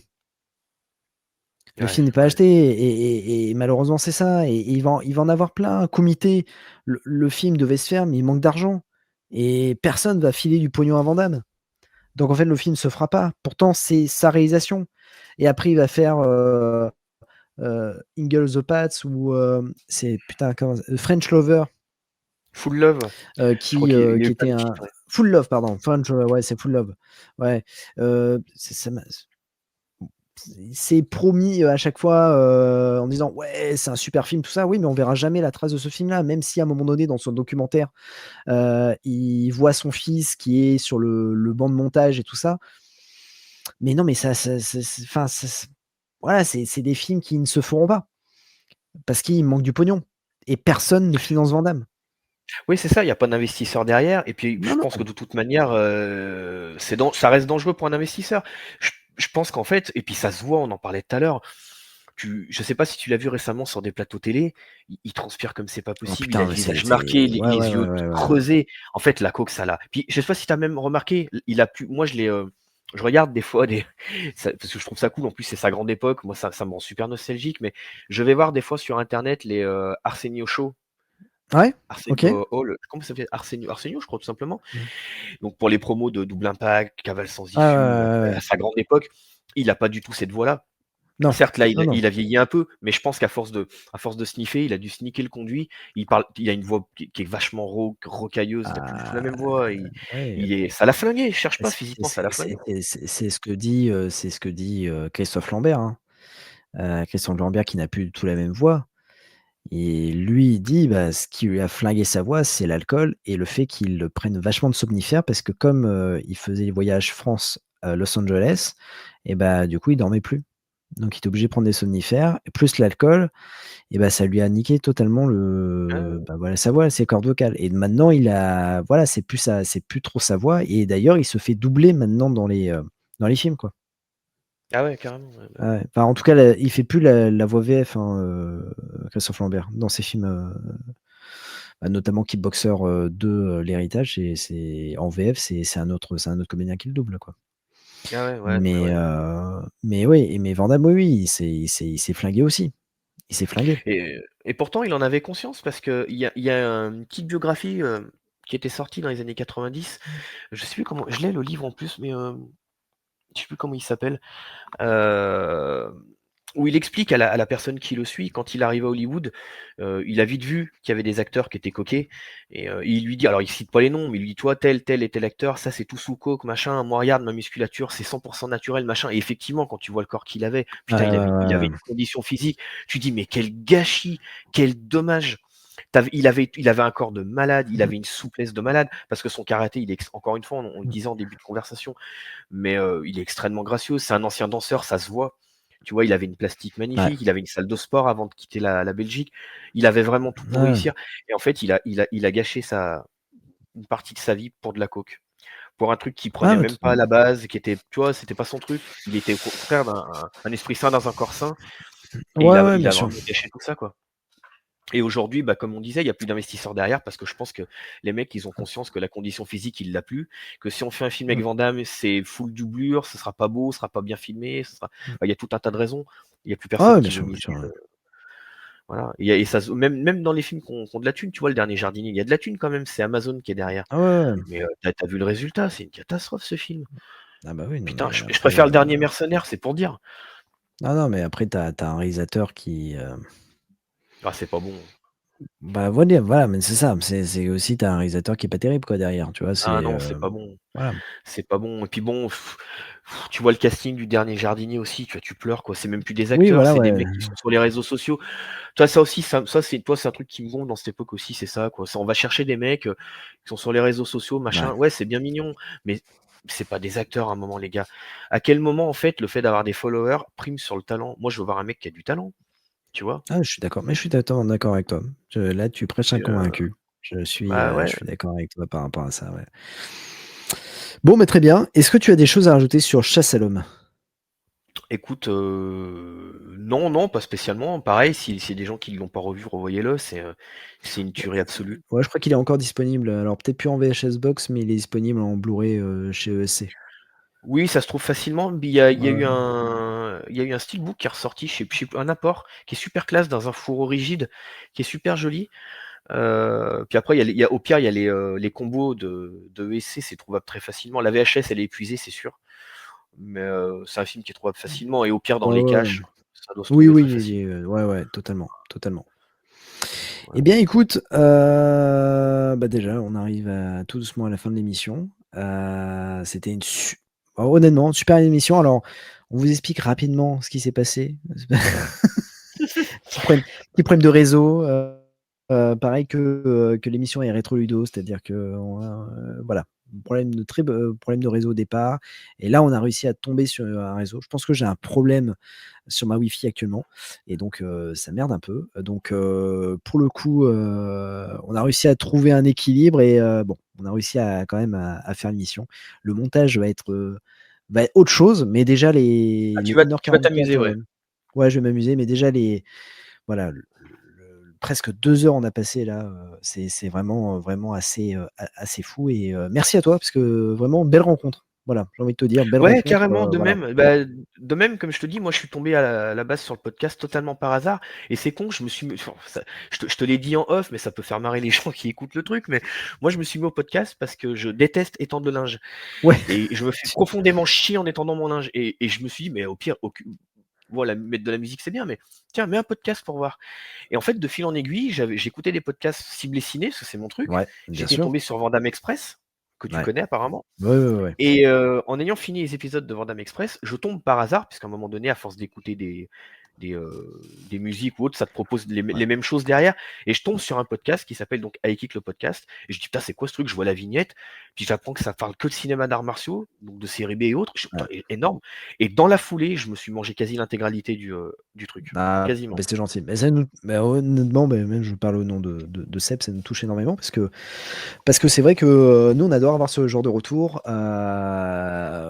Comme je le dis souvent, comme on le dit souvent, en fait, nous, c'est notre passion. Donc, vraiment, on fait ça vraiment pour le plaisir. Et on adore quand on revient vers nous en disant, bah ouais, on a écouté cet épisode. Quand on nous fait un retour sur un épisode, nous, on adore.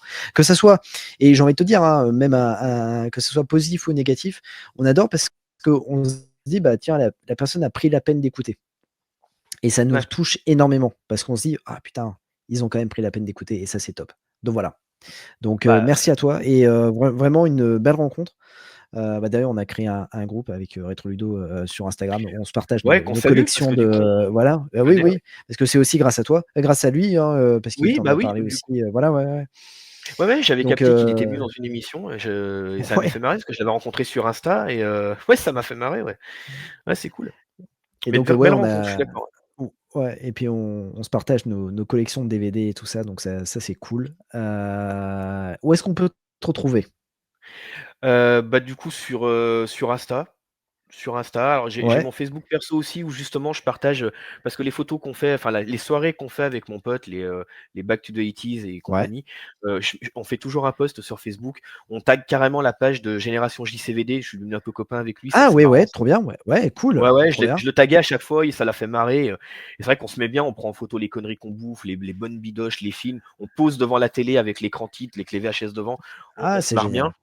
Donc tu iras voir si tu veux. Mais sinon, essentiellement sur Instagram où je partage ma collection, je m'y suis mis il y a pas longtemps et en fait, ça me fait kiffer. J'ai beaucoup de choses. Je me suis dit autant en profiter. Il y a encore 2 ans de ça, je connaissais même pas un stage, je savais pas m'en servir. J'ai appris doucement et je m'amuse bien. C'est modeste, mais je m'amuse bien. Et puis t'es musicien. Ouais, je suis musicien. À la base, je suis batteur, donc je suis plutôt dans le heavy metal. Et je suis un passionné de musique de film et donc aussi du coup de synthwave. Ouais. Parce que je sais pas ce que t'en penses, mais on en parlait tout à l'heure avec dans les Griffes du Dragon Rouge, machin. C'est un style de musique finalement qui est un peu issu de cette époque-là, hein, quand tu regardes un petit peu ce qui se faisait. Totalement, ouais, je suis d'accord.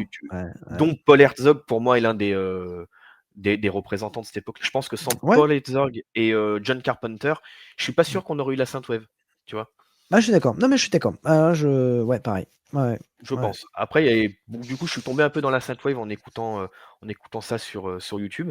Et j'ai voulu monter mon petit truc à moi. Ça s'appelle Unlocked. J'ai sorti un EP 5 titres qui est disponible partout, qui s'appelle From Nightmare to Darkness. Voilà, donc j'ai édité un format physique.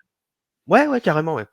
J'ai édité un digipack. Et puis après, pour le reste, c'est dispo sur les plateformes de streaming. Donc c'est un dérivé de la synthwave qui s'appelle la dark wave ou l'horror synth. Il y a plein de sous-genres. Comme dans le métal, en fait, il y a plein de sous-genres. Ouais, bien sûr. Voilà. Ok, donc cool. On mettra de toute façon les liens à la fois sur le podcast, mais aussi sur YouTube. Comme ça, les gens pourront écouter et pourront voir un peu ce que tu fais sur Instagram et tout ça. Donc c'est trop cool. Écoute, merci beaucoup. C'était trop cool. Ça va être une belle émission. J'ai hâte de pouvoir la monter. Comme ça, ça sera diffusé assez rapidement. Et puis je te dis à la prochaine. Avec grand plaisir. Voilà, tu reviens quand tu veux, en tout cas. Il y a un petit truc qui est prévu, mais on va pas trop teaser, mais il y a un petit truc qui est prévu, peut-être un live qui est prévu, qui se prépare tout doucement, en tout cas. Donc voilà. Et puis voilà. Tu reviens quand tu veux. Si tu veux parler de 3 autres films, tu reviens. Voilà. Ou si tu veux parler d'un acteur un peu en mode express, comme l'a fait Seb avec le pitch presque parfait. Tu reviens, il n'y a pas de souci. Avec grand plaisir. De toute façon, il y a beaucoup de films à traiter, il y a plein de choses à dire. Puis entre passionnés en plus, tu parles pas souvent de gens avec qui aiment ça en fait. Et tu parles des heures en fait. Quand tu trouves des gens qui ont la même passion et tout, tu t'en parles des heures en fait. Ouais, je suis bien d'accord. Eh bien écoute, on se dit à plus. Et puis, carrément, avec plaisir. Allez. Merci à toi. Salut. Ciao.